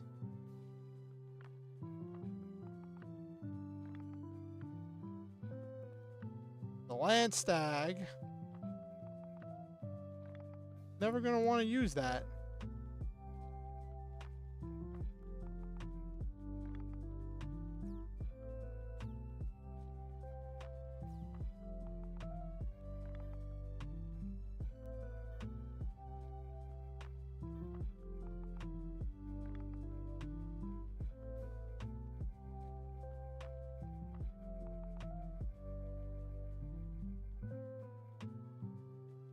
Non-attacking weapons are disabled this turn. Ooh, it stops all the thrusters and all the smoke things.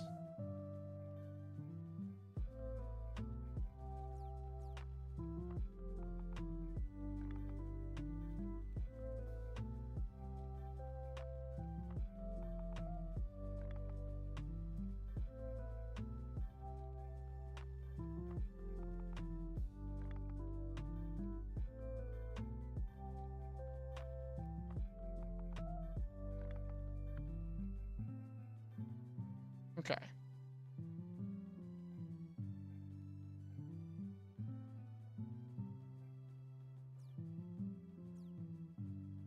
Why is my phone going off?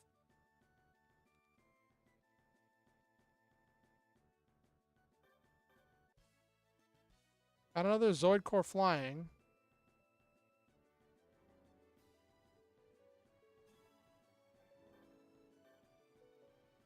Save.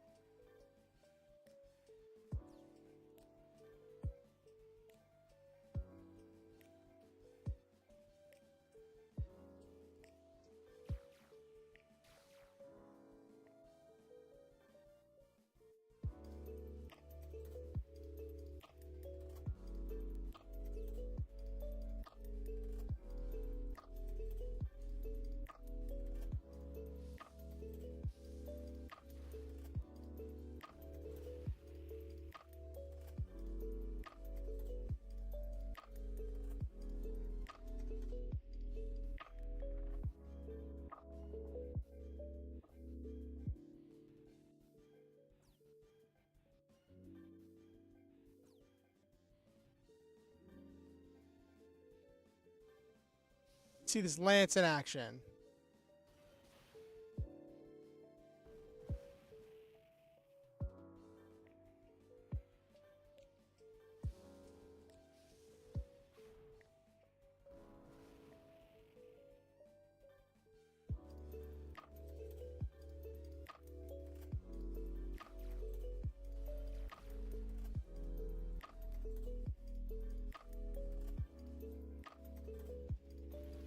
Oh my gosh.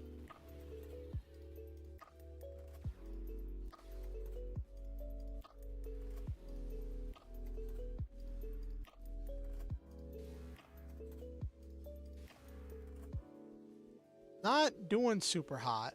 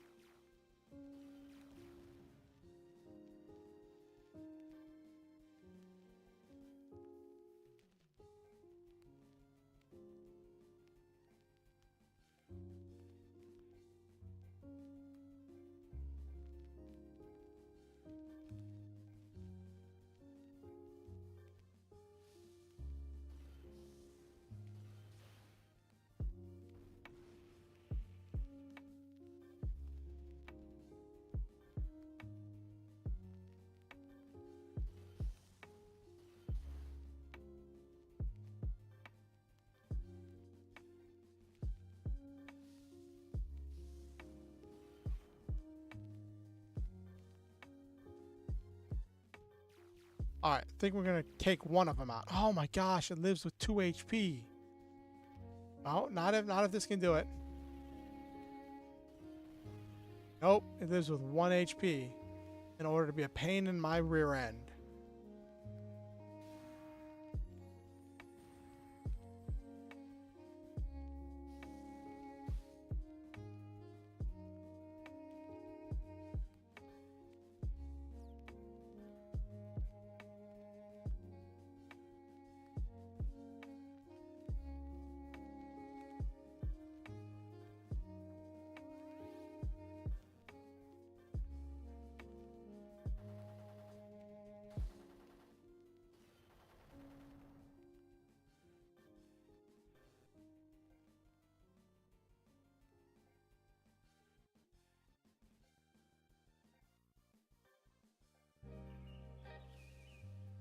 Okay.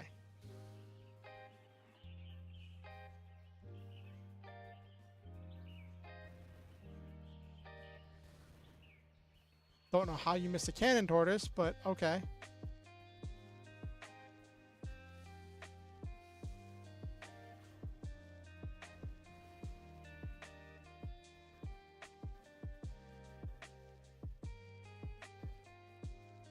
Oh, that machine gun's completely useless on him.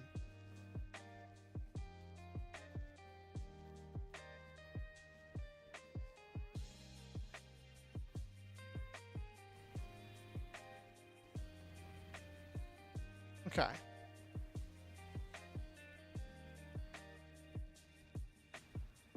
Oh my gosh, so much damage.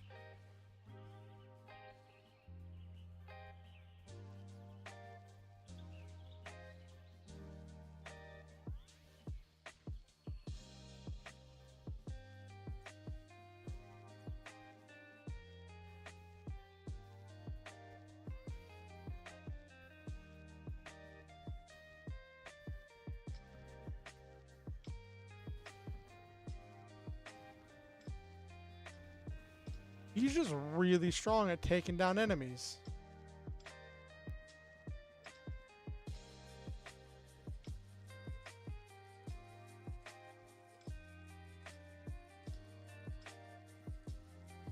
Alright, let's see about getting a flying Zoid.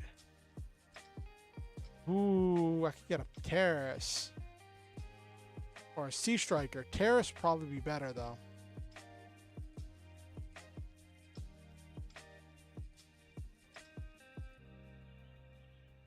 At least they don't do a whole lot of damage. I say as it does 10 damage.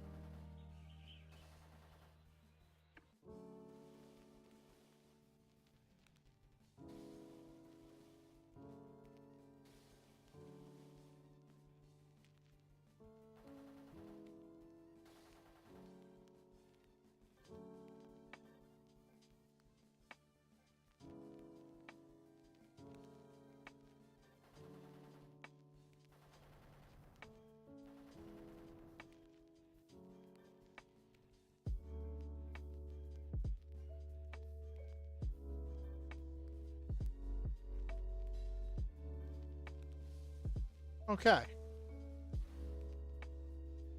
When in doubt, melee it out.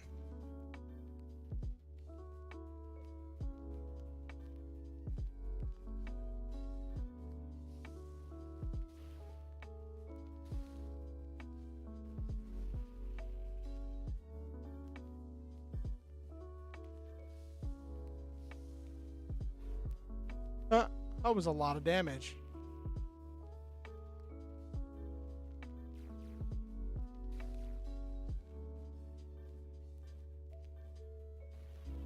I don't think that's gonna hit. No, it's not.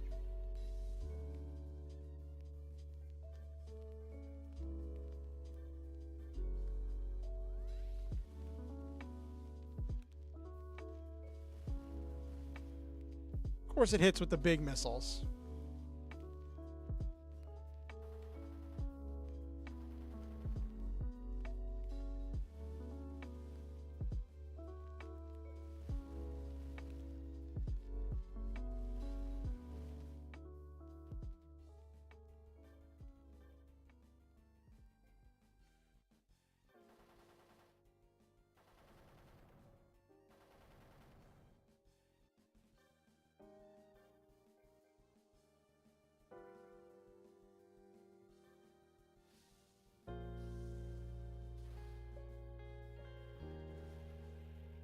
Okay.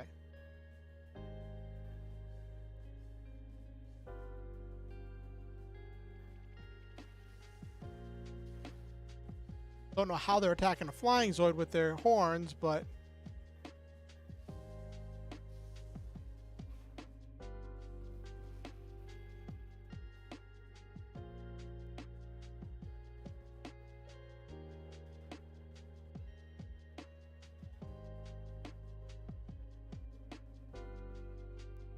Ooh, got another wolf thing for Regina.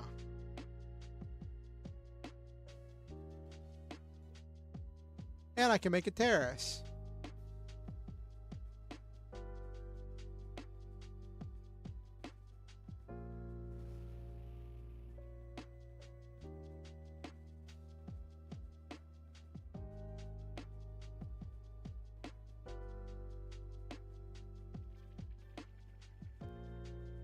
Oh, what? Have I been broadcasting to no one?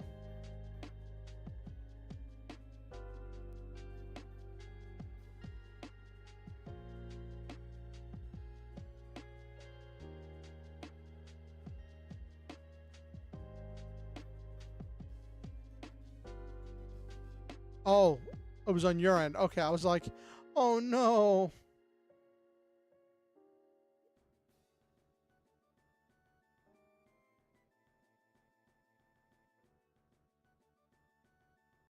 Oh no. Okay.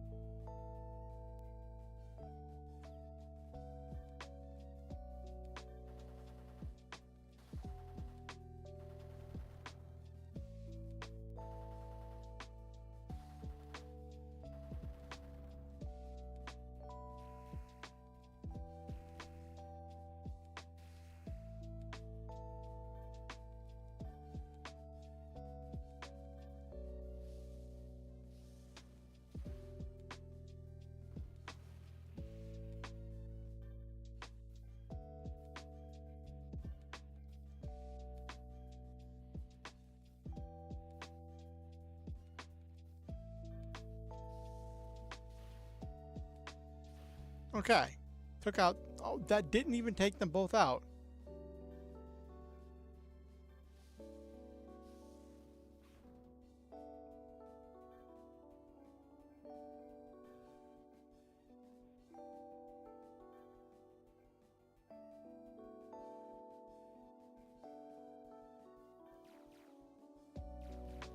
Okay.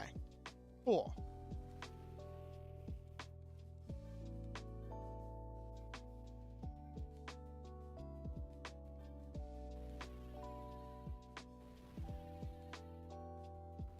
Wow, we are just hitting on all the low numbers.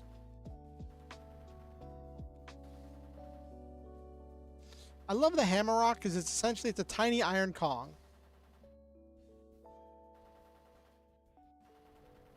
It's literally just a tiny iron Kong with a machine gun instead of all the weapons that Iron Kong normally mounts.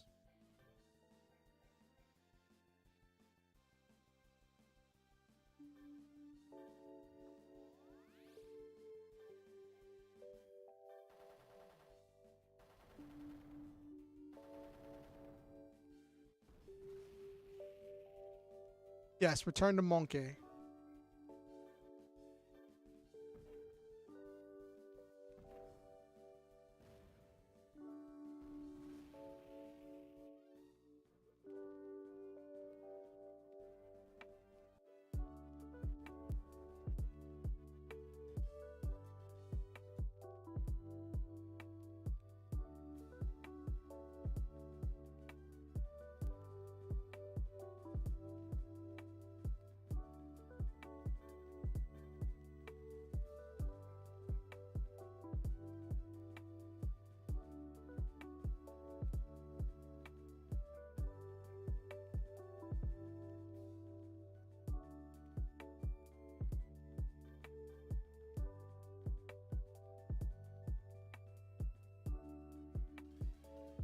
Oh my gosh. I'm gonna have to fight all these things that are sitting around here if I can find this.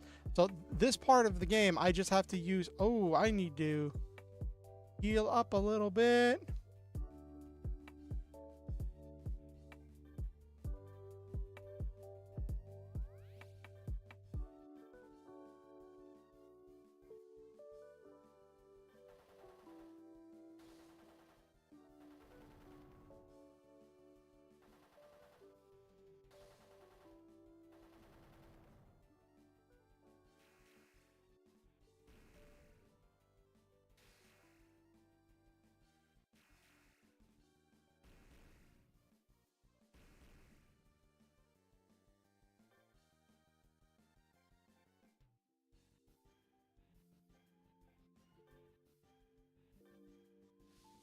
Okay.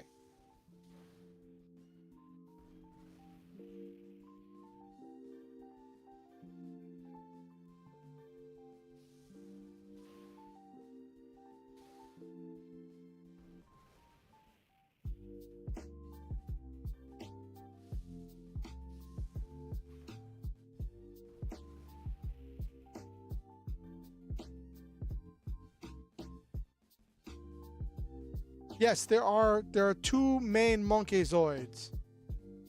There's Iron Kong and then there's Hammer Rock.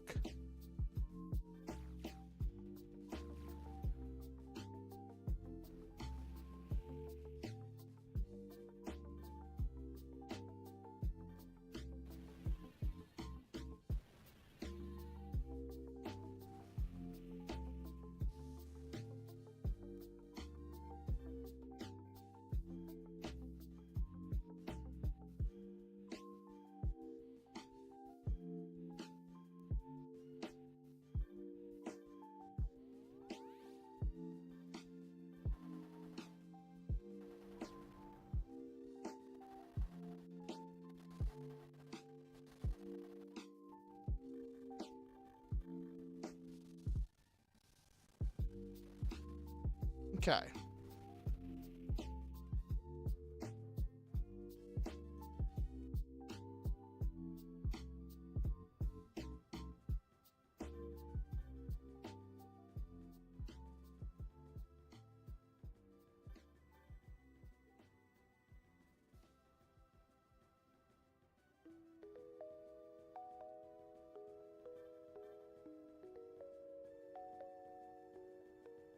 Oh my gosh.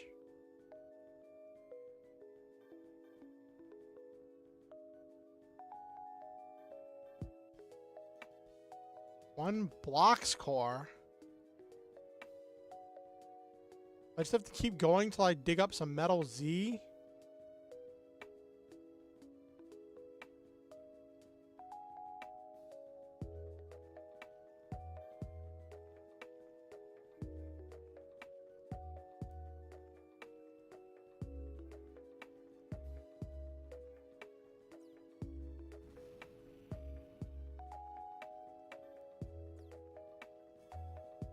How's my HP at? Everybody took a good chunk of damage.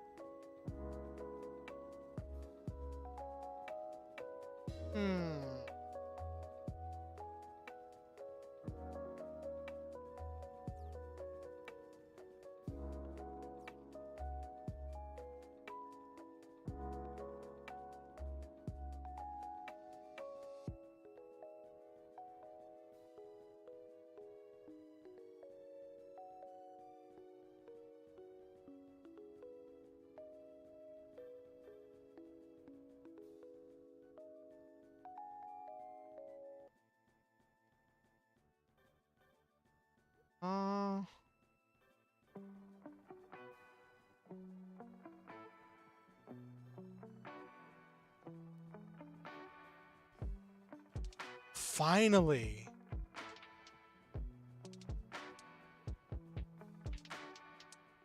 Oh.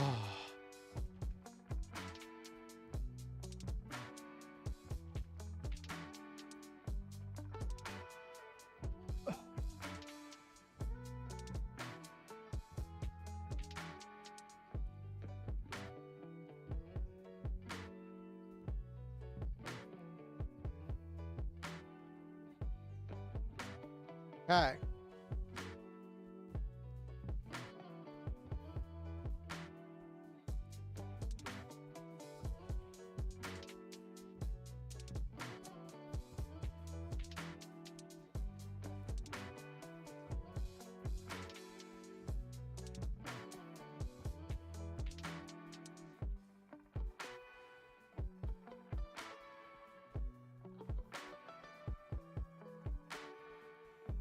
Alrighty, found a suspicious cave. Obviously the hideout of the bad guys.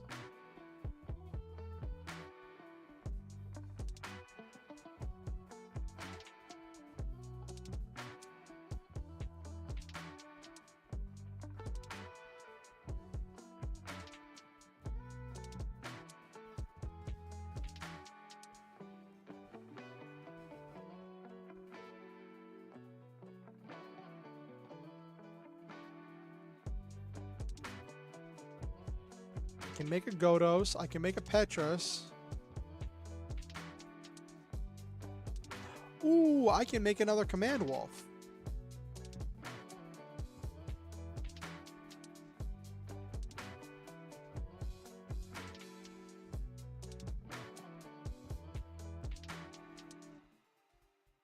I think I want to make another Command Wolf for the Prince.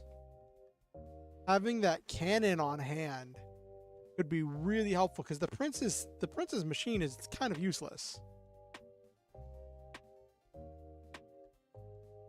The prince's machine is quite useless.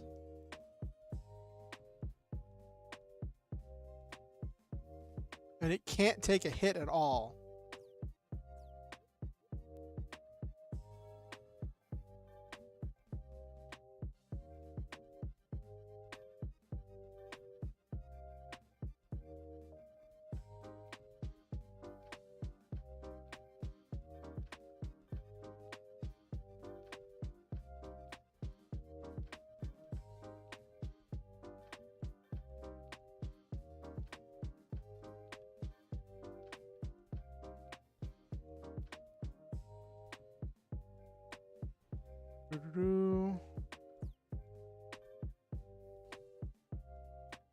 Oh, then put him with the anti-air weapons.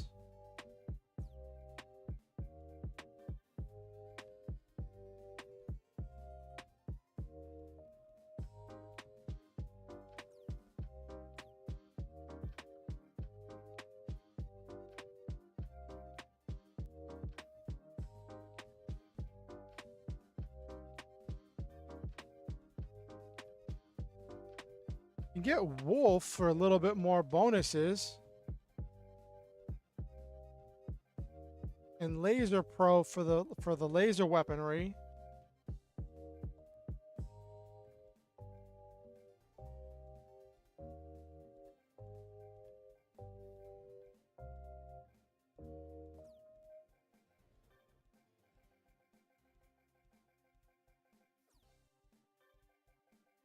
I'll get the Hone because that's going to come in handy no matter what I'm piloting.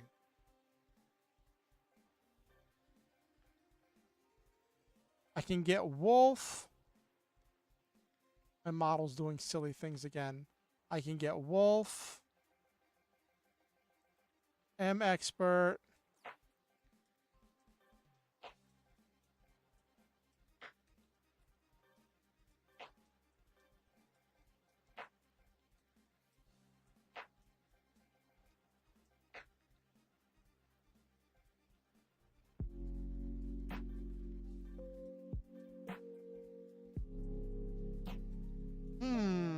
Can get Kamikaze for doing extra damage because he's in the front row.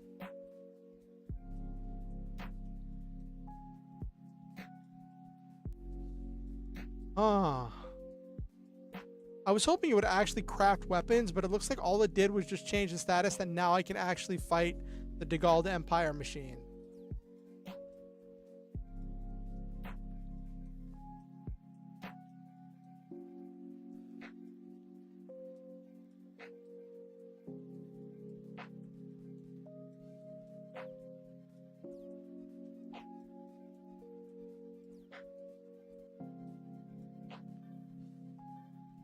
Okay.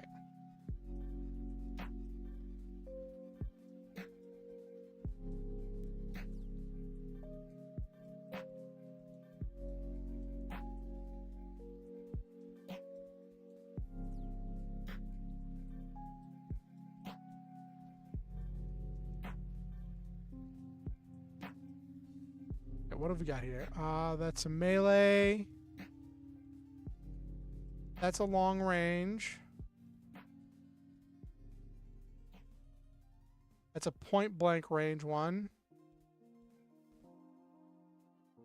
That's a pierce. Oh, that hits a whole row.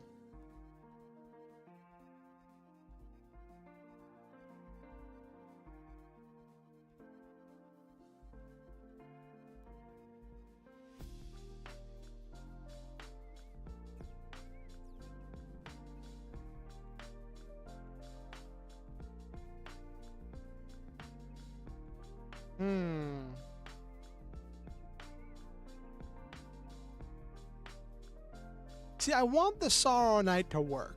It's an interesting unit, but it's really not working.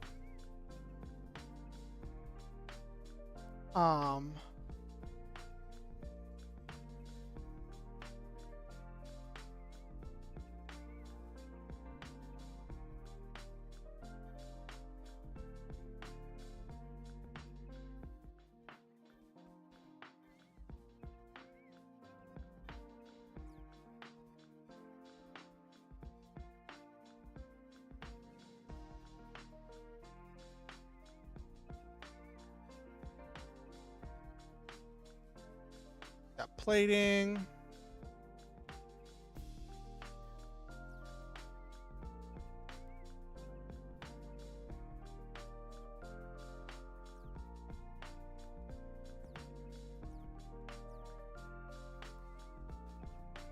I could make a command wolf.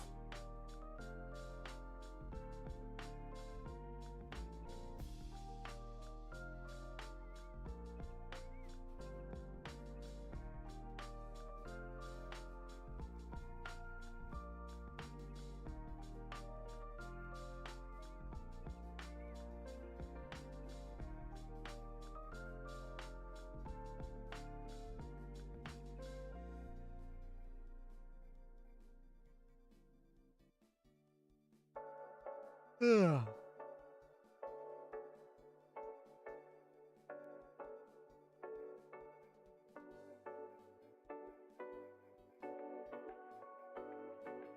All right, so this pulse laser has the highest accuracy, but not the highest strength.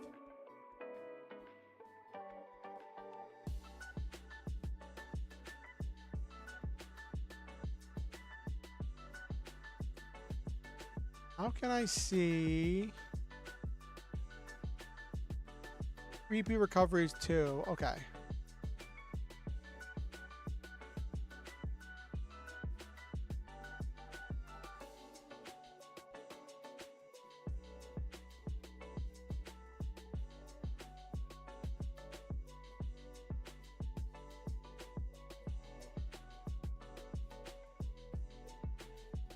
Land Stag.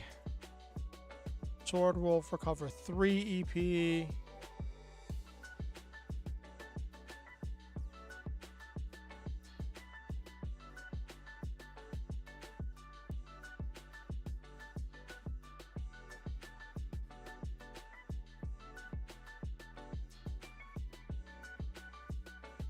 Alright, so Land Stag can be useful.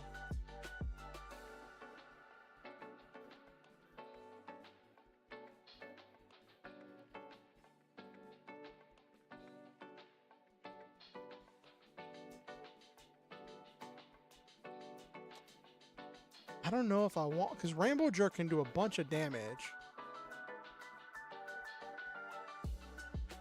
Let's try this formation.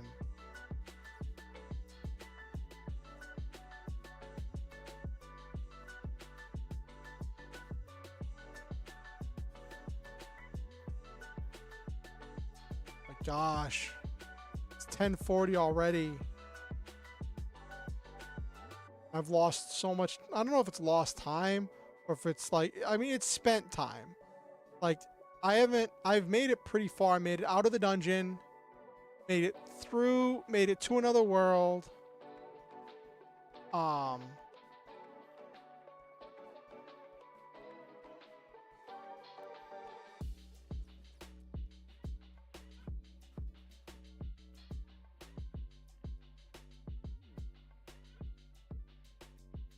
Oh, where is he at?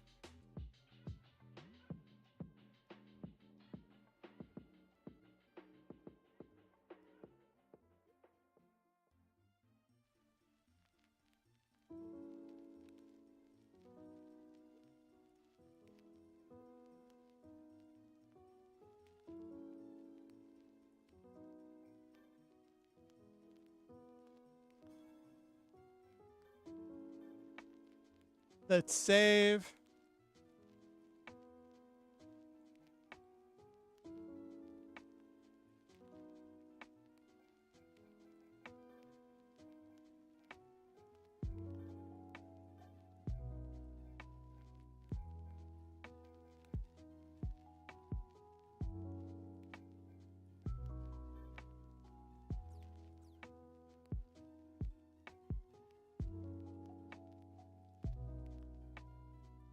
Doo-doo-doo.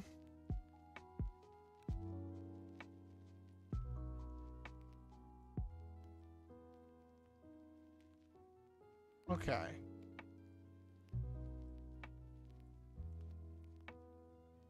I'm wondering if it's worth. So I'm debating making a command wolf for Athel because its gun is going to be really good. With his evasion, it'll be really good, and it's just going to be a lot stronger of a unit than anything he's got going right now. Like, I want this Sauronite to work because it's so different. But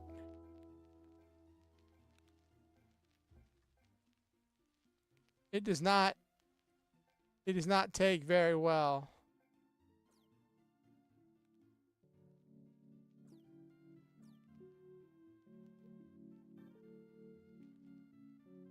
Let's head out. Lead the way. Got it. Follow my lead. Uncle DeGauld might attack again. Me is right. Ryuji. Yes. You have a good eyesight. Would you ride in the Rainbow Jerk with Kotana and be our scout? Yes, got it. Do your best up there, Ryuji. You too. Kotana. Oh my gosh. I remember this part of the anime. Whenever, like, me was getting jealous because Ryuji was like, oh, Kotana smells good.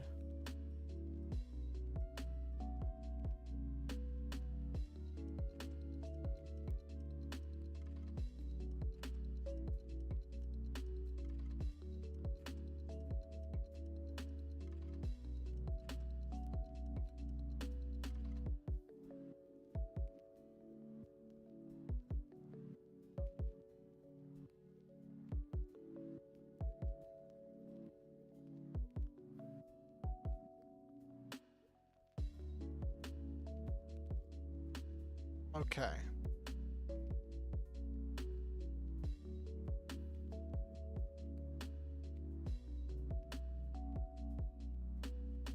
Oh my gosh, I love his machine, the Deadly Kong. I don't think we ever really had it explained, some of the mysteries behind it.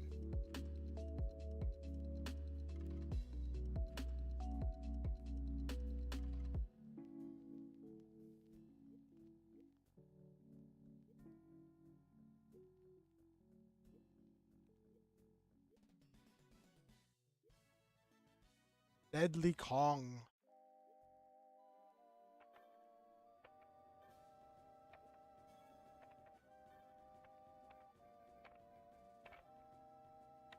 Oh my gosh, it's so slow.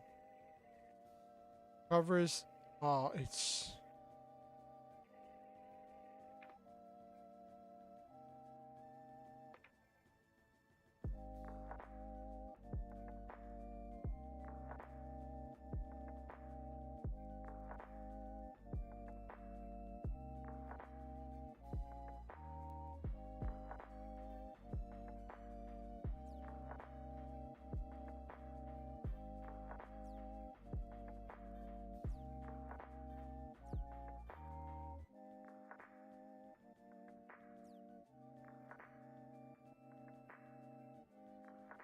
Wow, the shot cannon.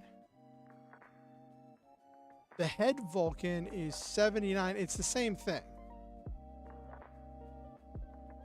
79, 84, 1, 2 adjacent.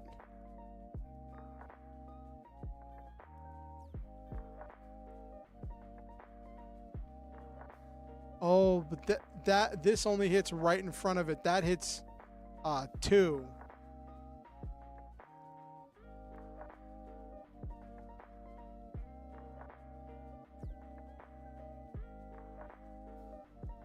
Okay.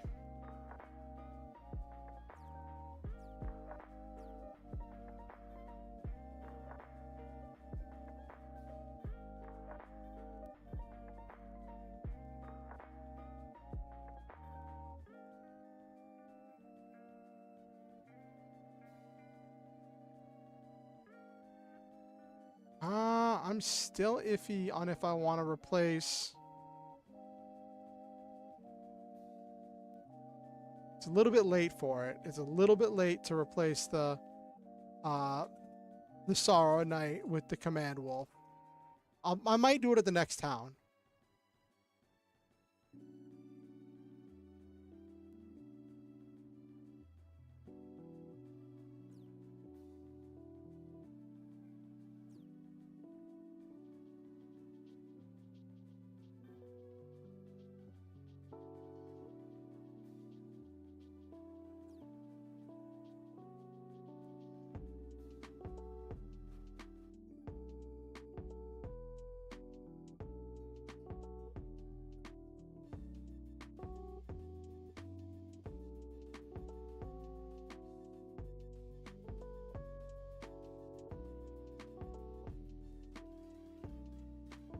There was nowhere for me to go. It was just standing right there.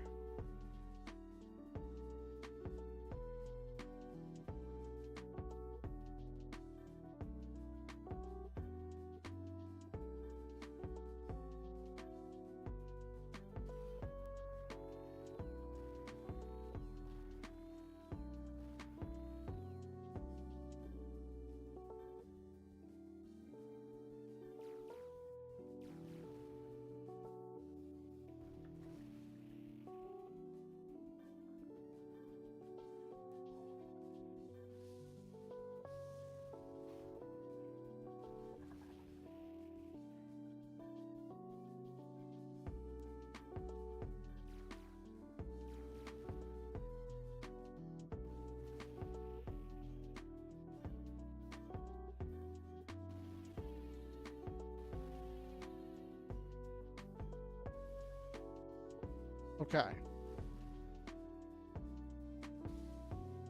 I get so sucked into the moment of it. Like with the lo-fi music in the background, I just get in the zone, you know? And I realize it may not be the most entertaining thing watching me just grind on this JRPG. I don't know if I want to call it a JRPG. It's an RPG in and of itself in its own unique way.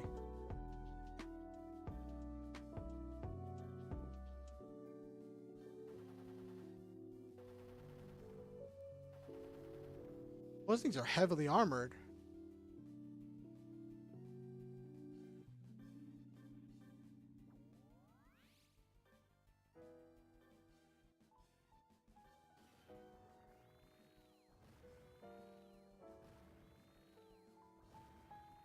What in the world is that armor?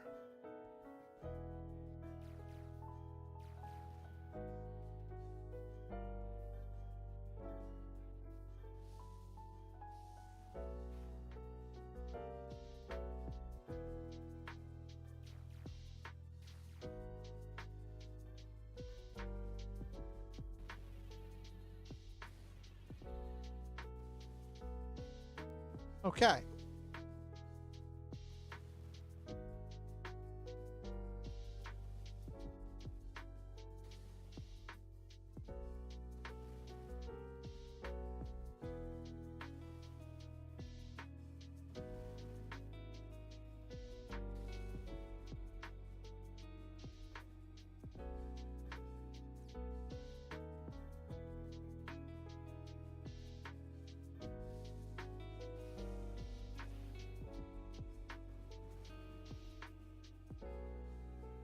I'm glad you enjoy it.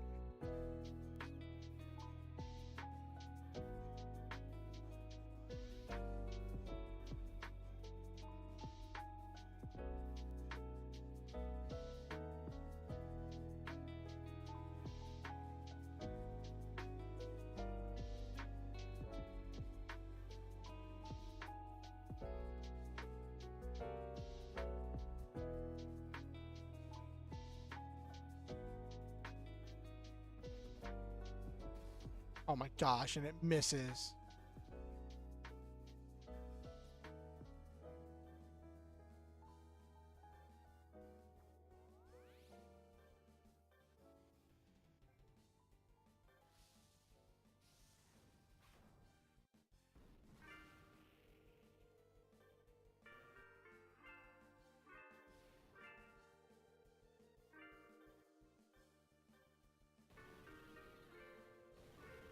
There we go. I'm hoping I didn't screw this up, because it's talking about trying to do this stealthily. And, like, there was nowhere for me to go. I guess I could have waited for him to move.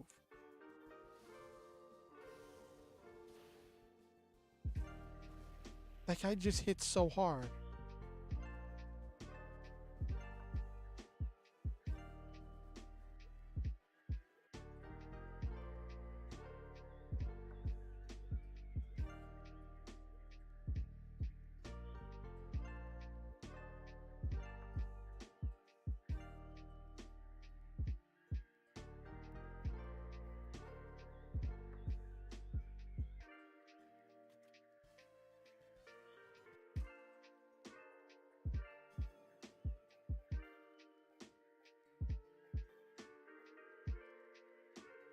Oh, it's a speed up weapon. Not what I'm looking for.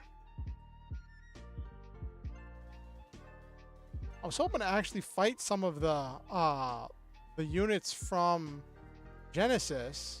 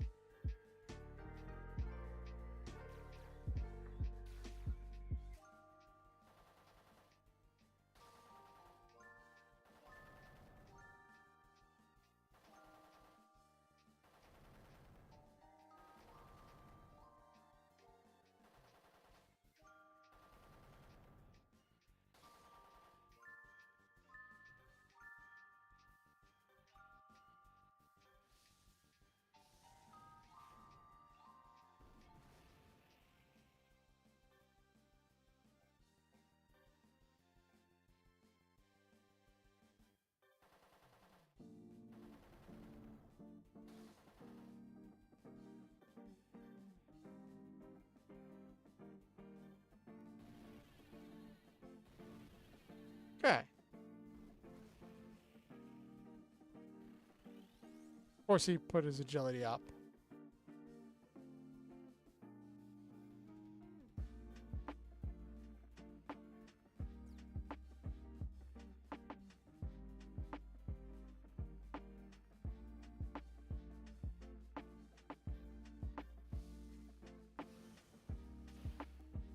Ooh. He's so slow, but he is so powerful.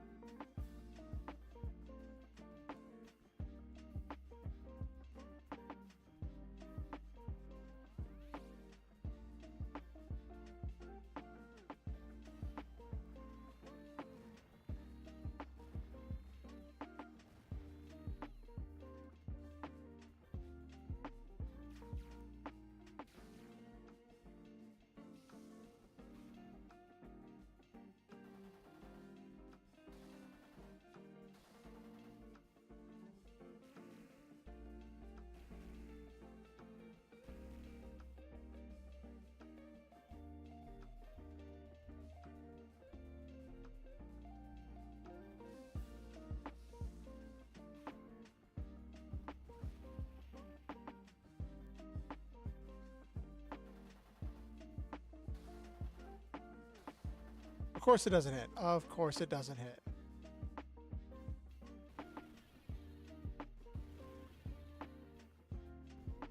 I'm pretty sure I already have the Iguan data.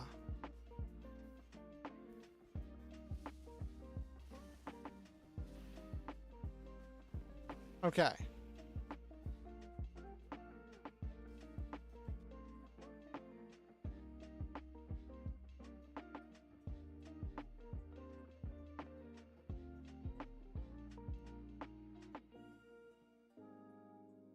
Okay, great, awesome, outstanding. More hammer rocks, tiny little iron kongs.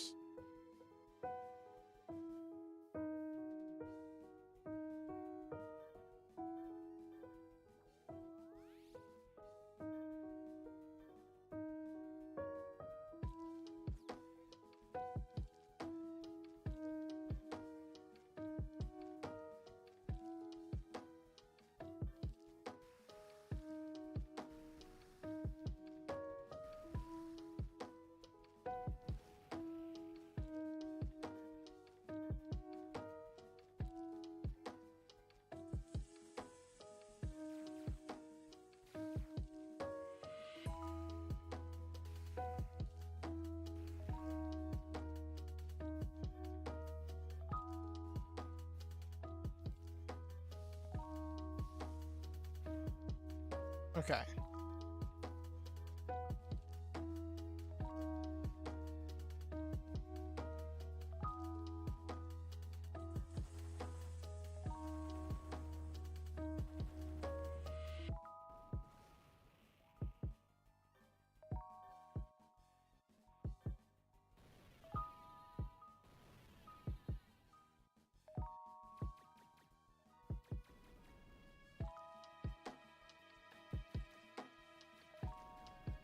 Okay.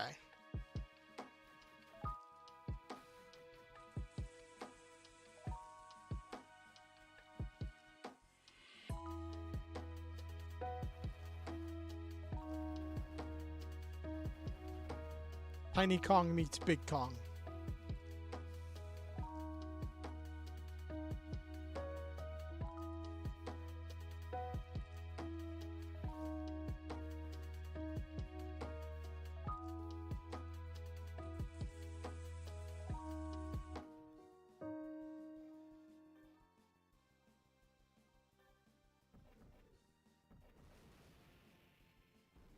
Okay. Why is this always at such low health? I just did a friendship.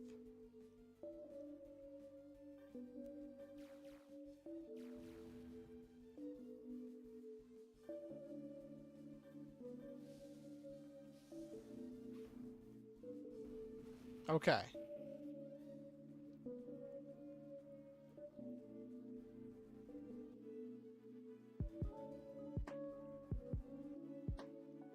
Ooh, Fleetfoot. That might help him.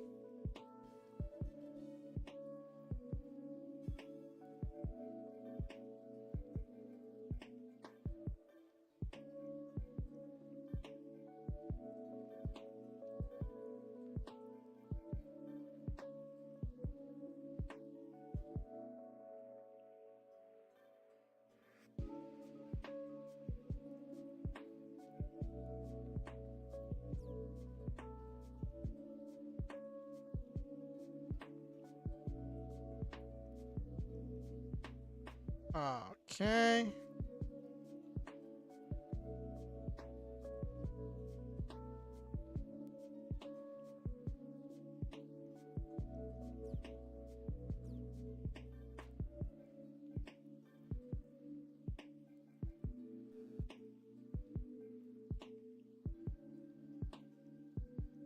Okay.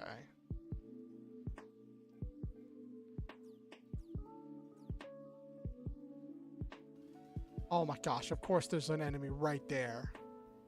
That's a lot of cannon Molgas.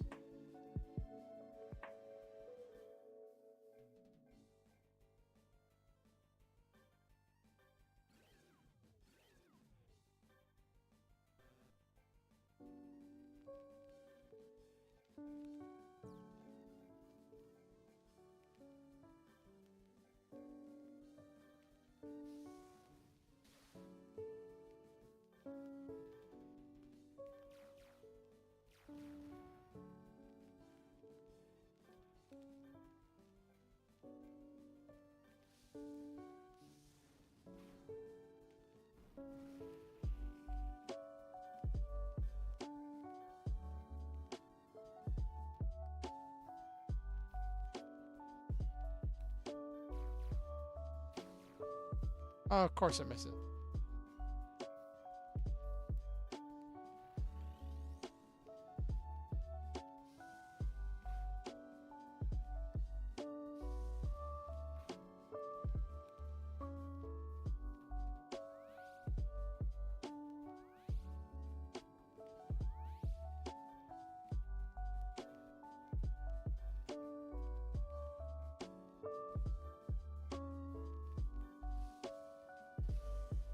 All right. I'm probably going to be winding down in a second here, too. But thanks for coming, and I think that you're amazing, Okusen. Do you think you'll be able to have the server up at any point tomorrow? I was thinking about doing some work on the server to prep for the session.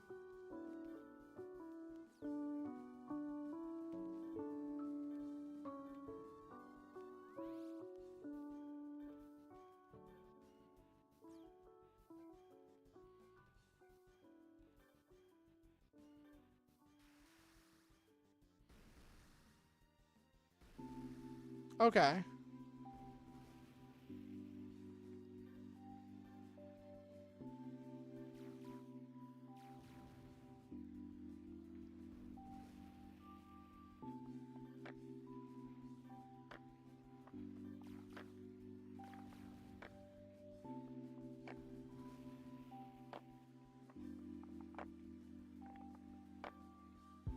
Well, I got to make sure I have something ready. Like, last session ended really open-ended, and we didn't really, you all didn't really settle on a direction of what to do next. So I have to, like, figure something out.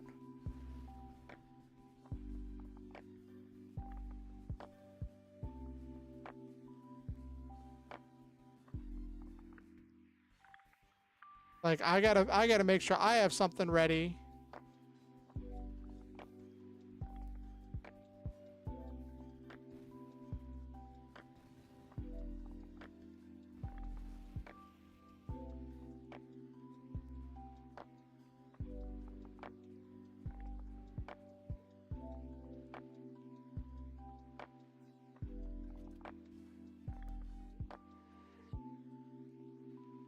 All right, I'm gonna end right here. Gonna save.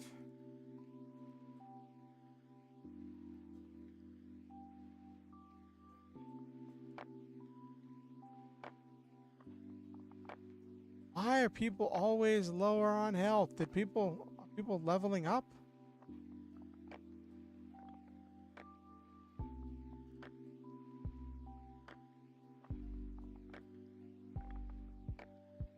Yeah, that's definitely a possibility. Okay. I know I just saved, but I had to save again. That old gamer logic, you gotta save multiple times. Alright.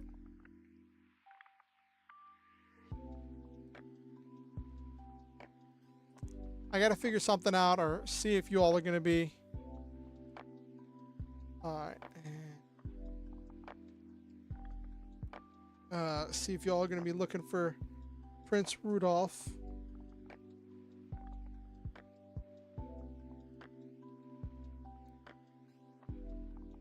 Ugh. Oh my gosh. So I was talking to someone, you missed it. I was talking to someone earlier in stream in order to work on calculating roughly how many people.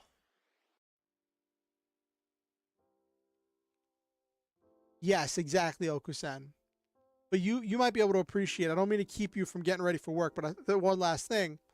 I was talking to someone earlier, like right before stream, and then for the beginning and first part of stream, I was like messaging them back and forth on Facebook about trying to calculate roughly how many people would work at the House of Z base that you all stormed last time. And I have some numbers. So now I just have to figure out how many of them died in the explosion, and because you all are going to hear about it in the news.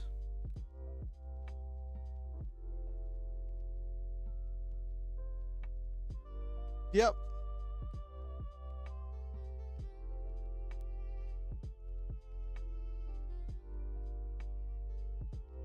You don't want to know.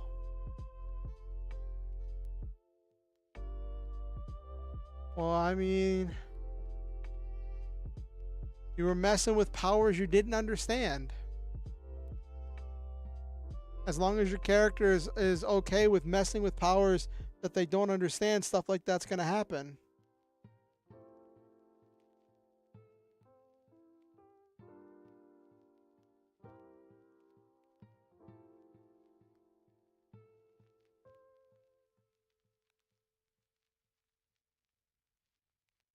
But it'll be a plot point.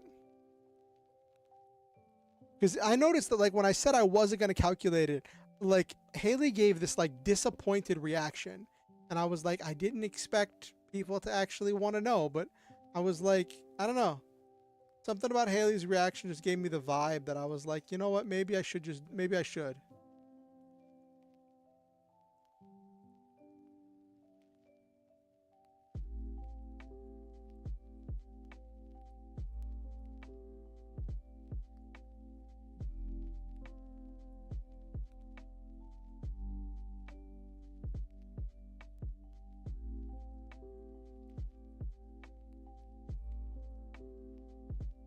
Change up the music a little bit since we're winding down. They weren't messing with powers they didn't understand. They were messing with, as far as it was reasonable to know, a prototype mech that would be very powerful but not planet threatening.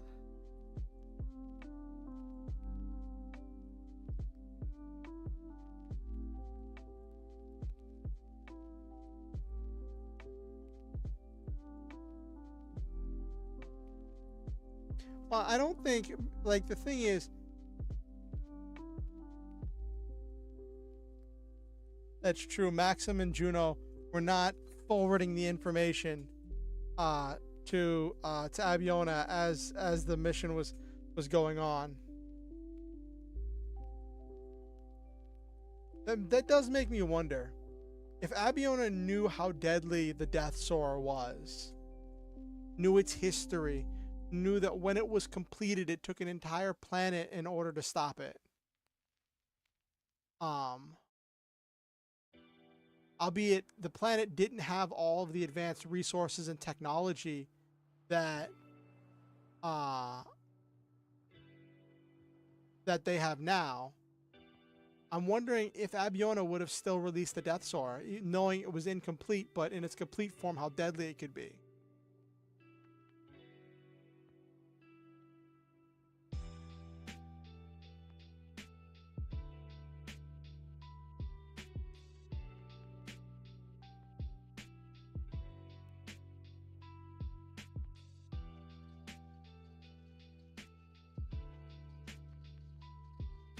But I all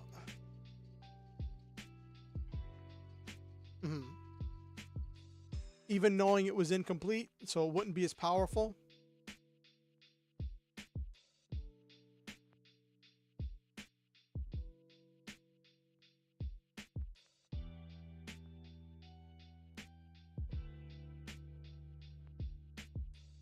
Anyway, I don't want to keep you because I know that you have to go get ready for work.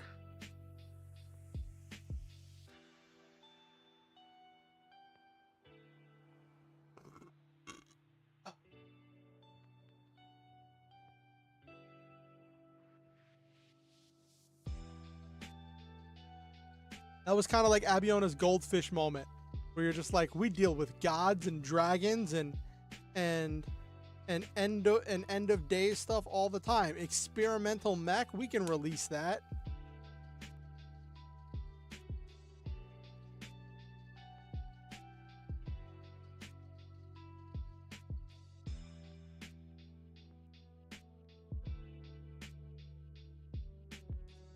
Please keep you from work.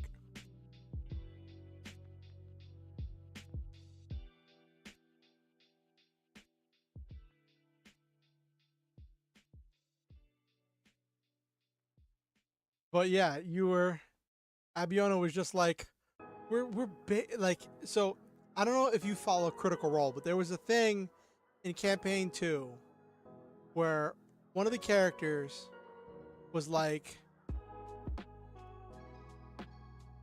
we're basically gods, and was just really feeling it because they'd hit level 10 she was a druid, and they needed to get this ring, this diamond. Uh, oh, it's okay, Okusen. But yeah, in Critical Role, in Campaign 2, there was this thing, as I didn't see it because I wasn't watching Campaign 2. I wasn't watching it at the time, but I've heard about it. Where, like, apparently this diamond fell down this ravine, and and the druid was like, we're basically gods. We can do whatever we want. Nothing can kill us. Nothing can hurt us. And instead of wild shaping into something that can fly and flying down to go get the diamond, she yeeted herself off of the cliff, and then because there was a river down there, wild shaped into a goldfish before she hit the bottom, went through the water and slammed into the bottom of the whatchamacallit, the river, and like it was like 1,000 feet down. And Matt Mercer did a very liberal interpretation of the falling rules, because normally you hit terminal velocity where you stop accelerating, and there is an upper limit to the number of dice that you're supposed to be able to roll. It caps out at I think it's like 12. No, I think it caps out at 20d6. So the most it can be is 120 damage. But Matt Mercer said screw that,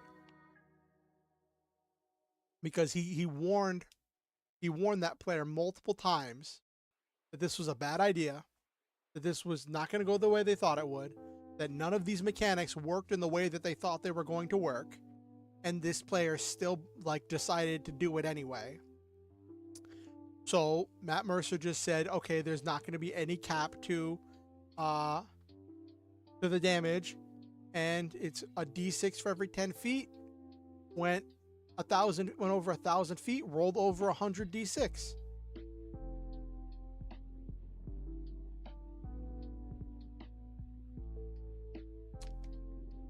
And dealt like a butt ton of damage, and didn't just, and like the goldfish had 1 HP, so the wild shape absorbed 1 damage, and then the actual body absorbed the rest of it, and it was enough damage to not just kill that character, but to also go all the way to not just kill the character, like, but to take them past death saving throws to massive damage, rule instant death.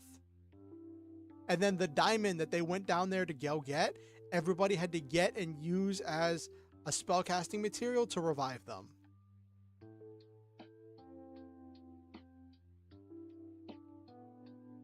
Yeah. Like, that would be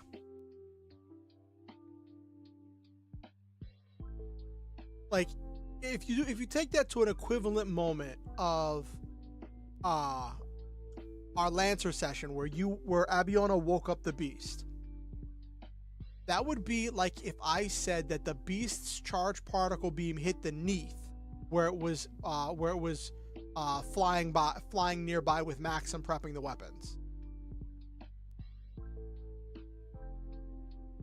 Yes, exactly, Nabiru. Like, that would have been like if I said that the Neath took heavy damage, and you either lost the Neath or it needed to be repaired. That's their ship in the Lancer game, because the charge particle, the super high bore charge particle beam would have damaged the Neath.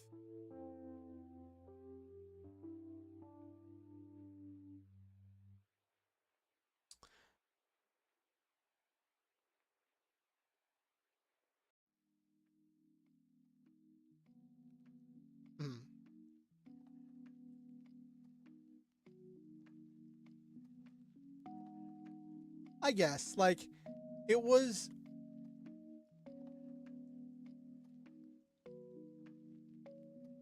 it was like a liberal interpretation of the rules, and like I know that like Critical Role plays fast and loose with the rules a lot. They use a lot of homebrew. They have like a lot of stuff that they come up with, and mechanics and interactions they come up with on the fly, and sometimes they just don't remember stuff. Like sometimes like there's every possibility that like I said, I didn't see the scene, I heard about it, but there's every possibility that like they just forgot that there's a cap to the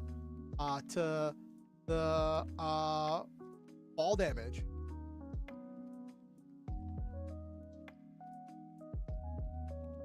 Yeah.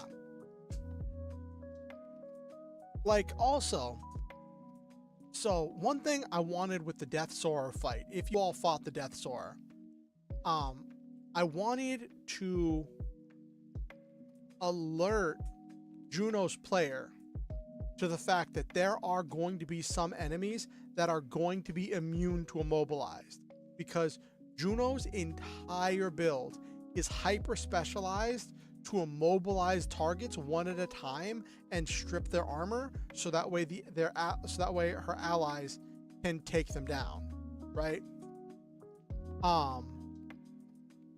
And the Death Soarer in its fullest form is going to be immune to both immobilized but also shredded. So you need to be ready for a situation like that.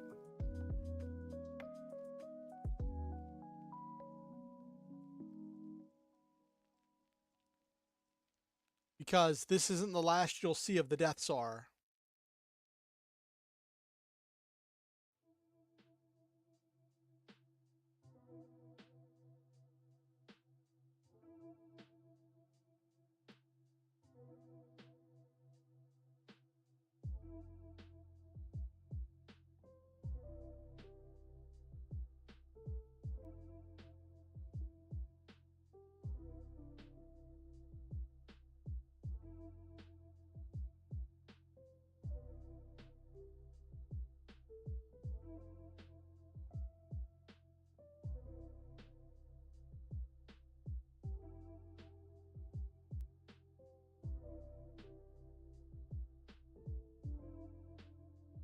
Mm-hmm. But like this was a trial run. This one could be immobilized. This one could be shredded. And you had the backup. You had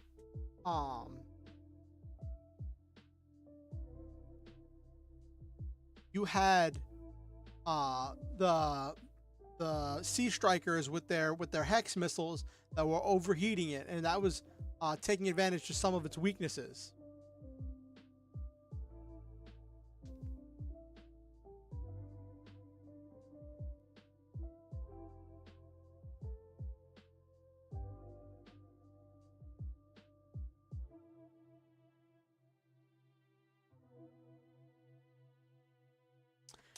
Now that I have a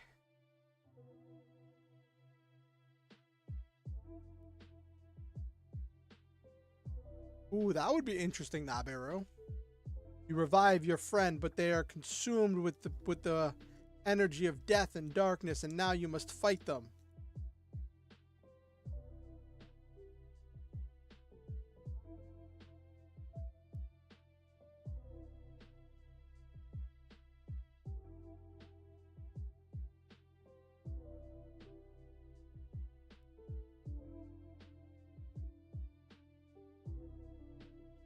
That would be interesting.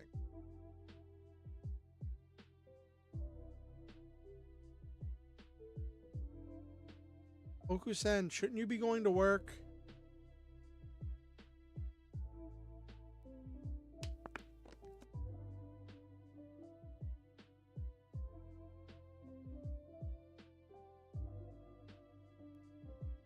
I don't want you to lose your job, Okusan.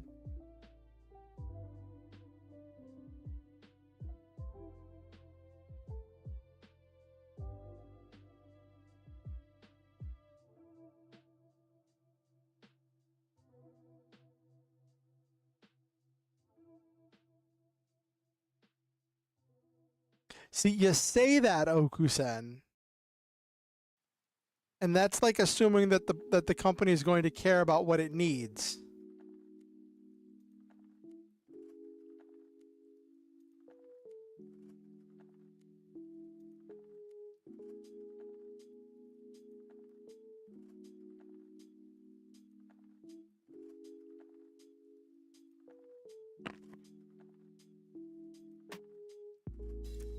But yeah, for most of the frames, for the Zoid frames, I'm going to be introducing them as exotic gear that you're going to unlock as you go through different interactions. And since it's going to be exotic gear, you won't be able to print off another one. Like, if you have a Zoid frame and it gets destroyed, like you have to go get another one.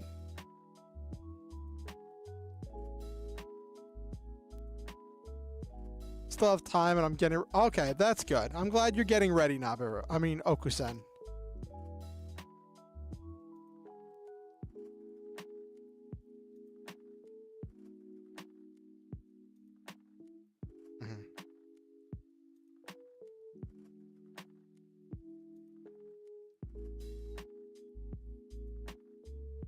Oh, you're gonna use Sandrock 1? Okay. Did you see anything that was like blatantly like better than like some stuff in like GMS or in normal gameplay?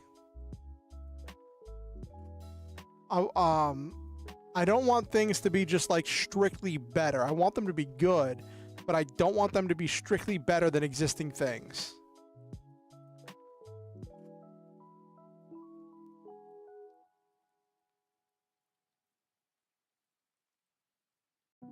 It definitely would have been interesting, Nabiru. It would have been a very different show if all of the Zoids had like were changing their frames all the time.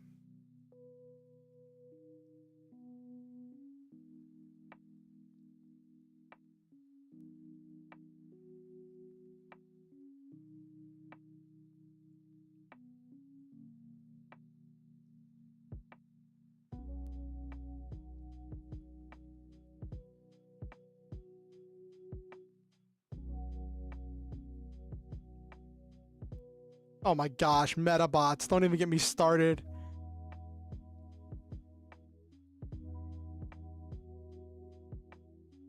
The core power with lock-on, you feel that was too strong?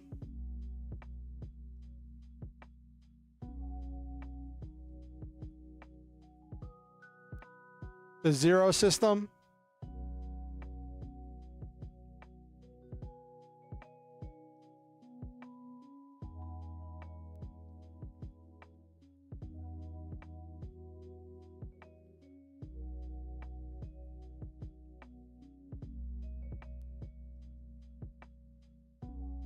Yeah.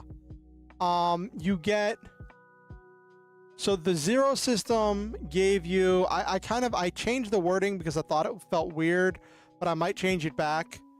You gain that you can lock on to everything, all enemies in sensor range, and then you gain a once per round reaction that you can take at the start of an enemy's turn, where you predict a quick action that you think is going to happen, and then that you think they're going to take. And then if they take that quick action, something happens. If they don't take that quick action, something different happens. In the original draft that was written by I think his name was Tim Gonzalez, he'd written that if they do the thing that you predicted, you gain an accuracy on your next roll. If they don't do the thing that you predicted, then you get a free attack on them during the end of their turn. I thought that felt a little bit silly with how that like worked timing wise.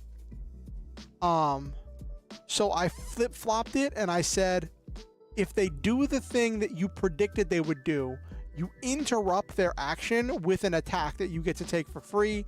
But if they don't do the thing that you said they were going to do, then you just get an accuracy on your next roll. Because I think that having a free attack is more valuable than having an accuracy.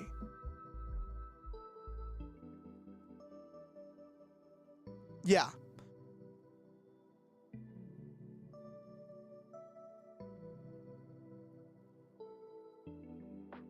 So like I said, I flip-flopped them. So it's you, but it's a once per round thing. At the start of an enemy's turn, you just declare a quick action that you think they're going to take.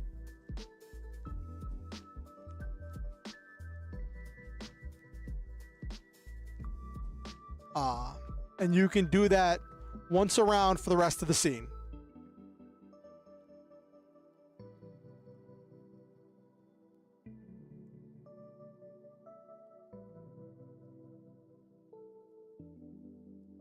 No, I think you have a good point. I might nerf it to say that you get one free lock on instead of being able to lock on to everyone. I might change it to say you get one free lock on, because I feel like that would be a lot more balanced.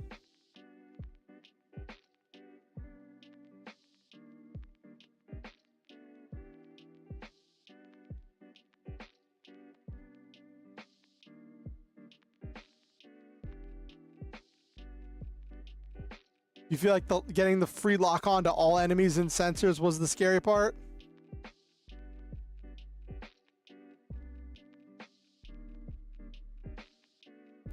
You think so?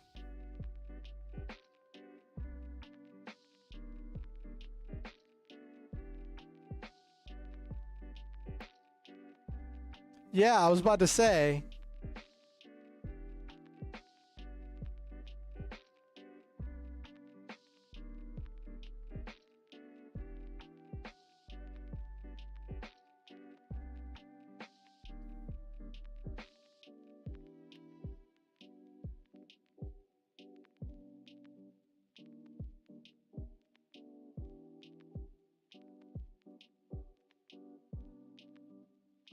I added a system in place of the wings on the Wing Zero license, self-destruct system, where instead of... I see what you mean, Okusen. I added an upgraded self-destruct system because that's one of the things that the Wing Gundam was known for, was being self-destructed. But the thing is, all of the Gundams technically have a self-destruct system. It's just that most of the pilots removed theirs. Hero did not. I went to the Discord, the Lancer Discord. I was like, hey, is this enhanced self-destruct system balanced? And they're like, that's probably balanced, but it is something that you really don't want to do. So you should probably make it an exotic piece of equipment. I'm like, lore-wise, that would probably work because all of the Gundams have it. But I needed something to fill that slot. That was another situation where I needed something to fill that slot in the license.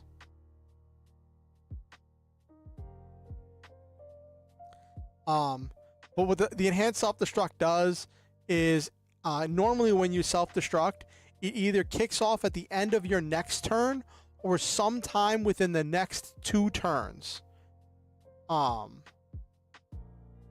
And this self-destruct thing has it go off immediately. No delay, no countdown, no prep work, instant press button, go boom. And instead of doing explosive damage, all of the damage that gets done by the self-destruct is burn.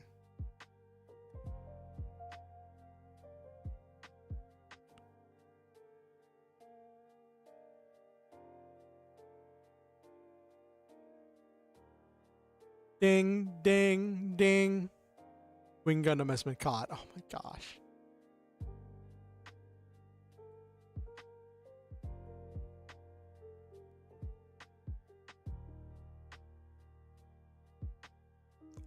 Also, the LCP added some GMS weapons. I was reviewing those earlier today because I was worried that I might have overpowered some of them, or some of them might be overpowered, but I think that they're all pretty balanced. I was comparing them to other weapons earlier today, and I feel like they came out pretty well.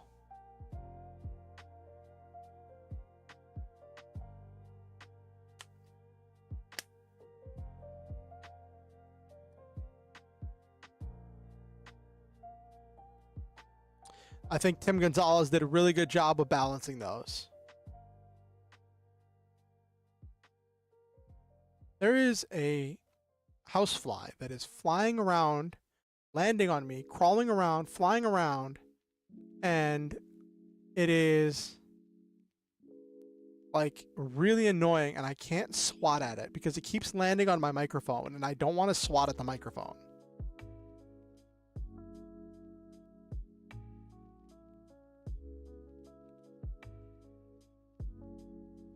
I was actually thinking about having Sephiroth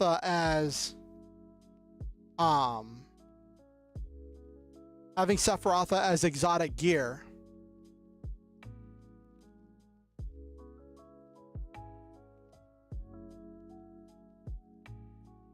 I don't know. I want there to be some kind of investment, because the thing is, exotic gear you just get, but you can't replace. And you can't replace Sephiroth, but I want there to be some kind of investment in training and making space for Sephiroth.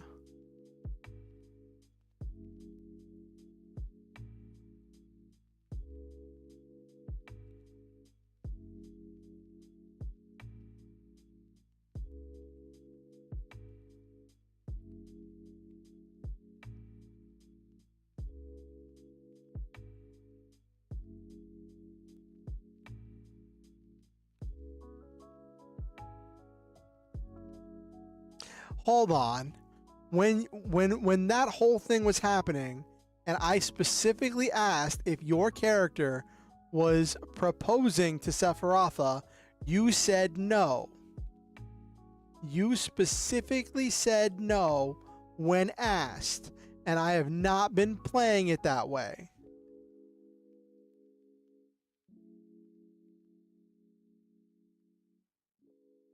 You had that opportunity.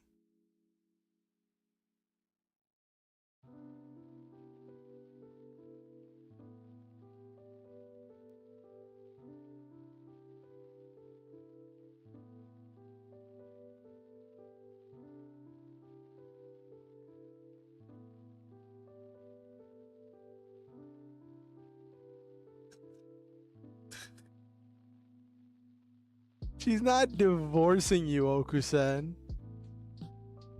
You're such a silly goose.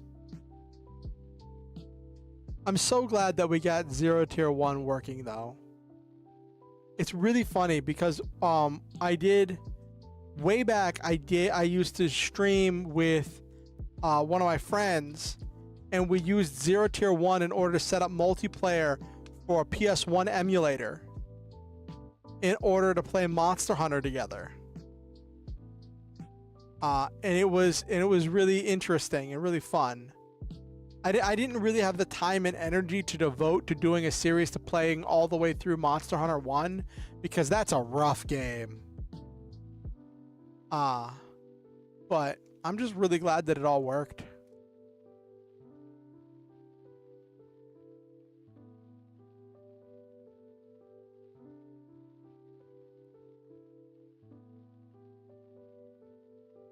That could be true.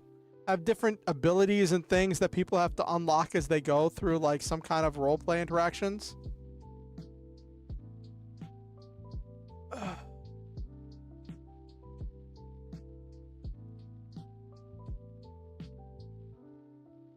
I don't know if we tried Log Me In, Himachi, but I know I recognize the logo from 0 Tier 1.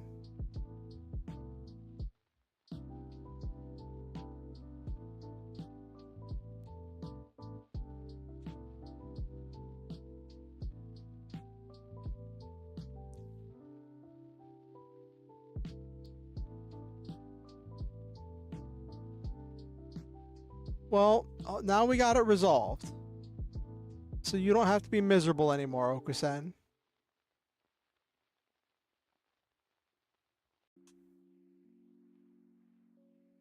That's true, Nabiru.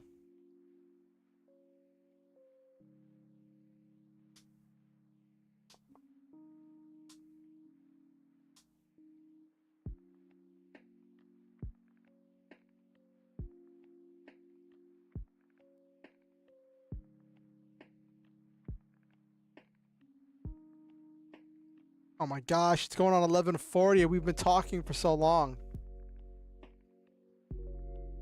But you know what? That's okay. I barely talked at all when we were gaming. It's like I spent more time saying, "Oh, geez, I'm not talking," than I actually spent talking while we were doing the Zoids gaming, which is really funny.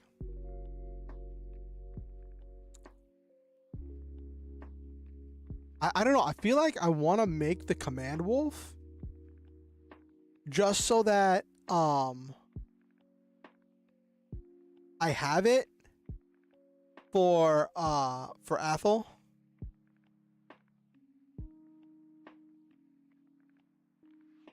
Oh, well. We can chat later. I'll be around.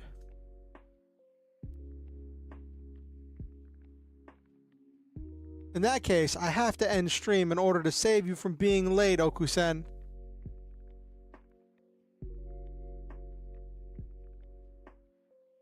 Make the wolf. The command wolf. Woof woof. No? Oh, you're leaving? I'm probably going to end anyway. I normally end at 11:30. We're running late because we just got talking.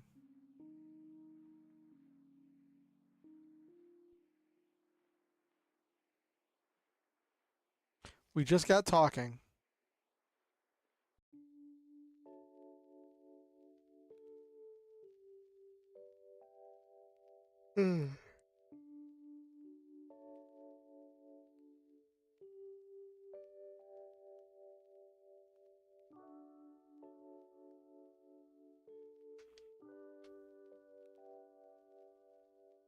All right.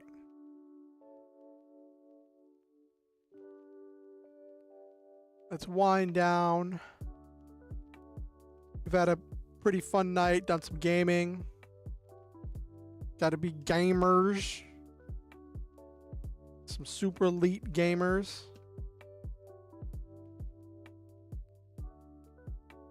Played through some whatchamacallit? Almost said Zoids Legacy. Some Zoids Saga DS. Got into the Zoids Genesis. I'm really upset that they didn't bring any of the grunt units from Genesis. It looks like from when I checked the sprite data, they only brought the boss units from Genesis. So like we're just fighting generic Godos and Iguans and Hammer Rocks and stuff. And I wanted to be fighting the Bioraptors.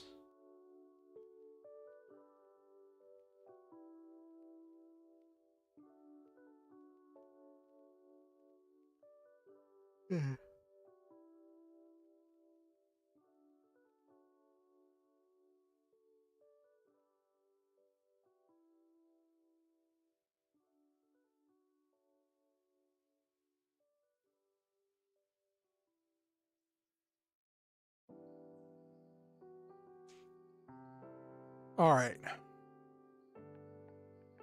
I've been drinking some juice. All right, let's wind down. Let's call it a night. I probably need to get something to eat. I might go to bed early tonight because I'm just feeling tired. I'm feeling a little bit drained. I want to do a one-shot at some point tomorrow with my DM. I gotta contact him and see what he's doing tomorrow.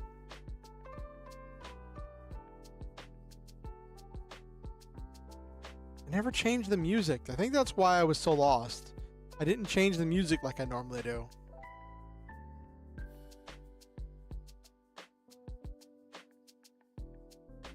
Alright.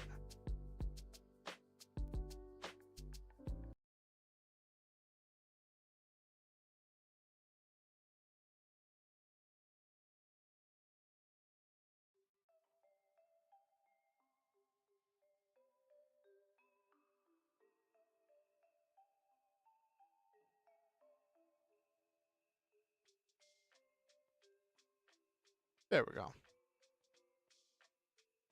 Let's wind down. For those of you who don't know, I like to say positive things about all my viewers in order to encourage good things to happen in their life and to speak good and hopeful things into everyone's life. So let's go through to Nabiru, to Silva, to Happy Wolf, to Okusen, and to anyone else who watched the stream and didn't say anything in chat, and to anyone who watches this VOD afterwards, I want to say I love all of you, and I believe in each and every one of you.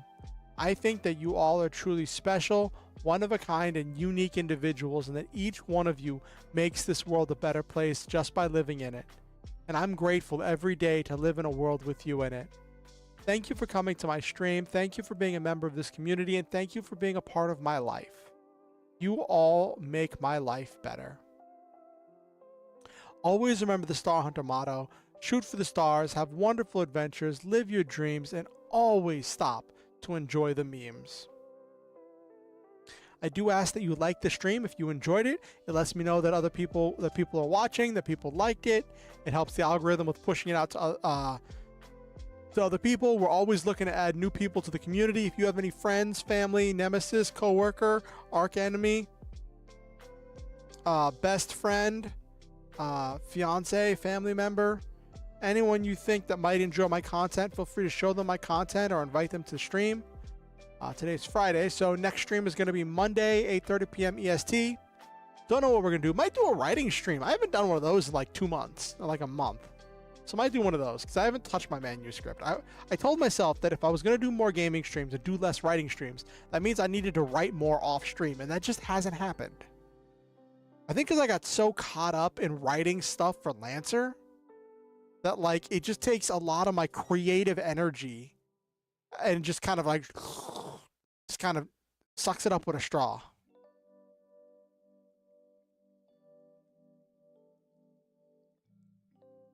Anyway, let's call it a night.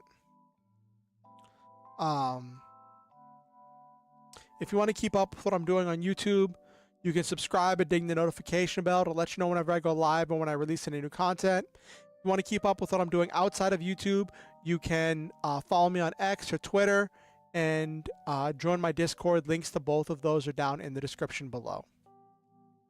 I want all of you to know, I mentioned this earlier, that I do this as a hobby, and I never want anyone to feel obligated to donate. I never want anyone to feel like they have to give money to be welcome here, or they have to donate to be a member of this community. I want all of you to know that you are welcome, whether you are just your time, your attention, and your energy is wonderful contributions to the stream. And with that said, if you ever feel motivated to donate, to improve the stream, to improve my life, to help me out with things, I would really appreciate it. I'm very grateful to all the people who've helped me do things and who've made so many things possible in my life that would not normally be possible. And all of you have contributed towards helping me get to where I am currently. And I appreciate each and every one of you.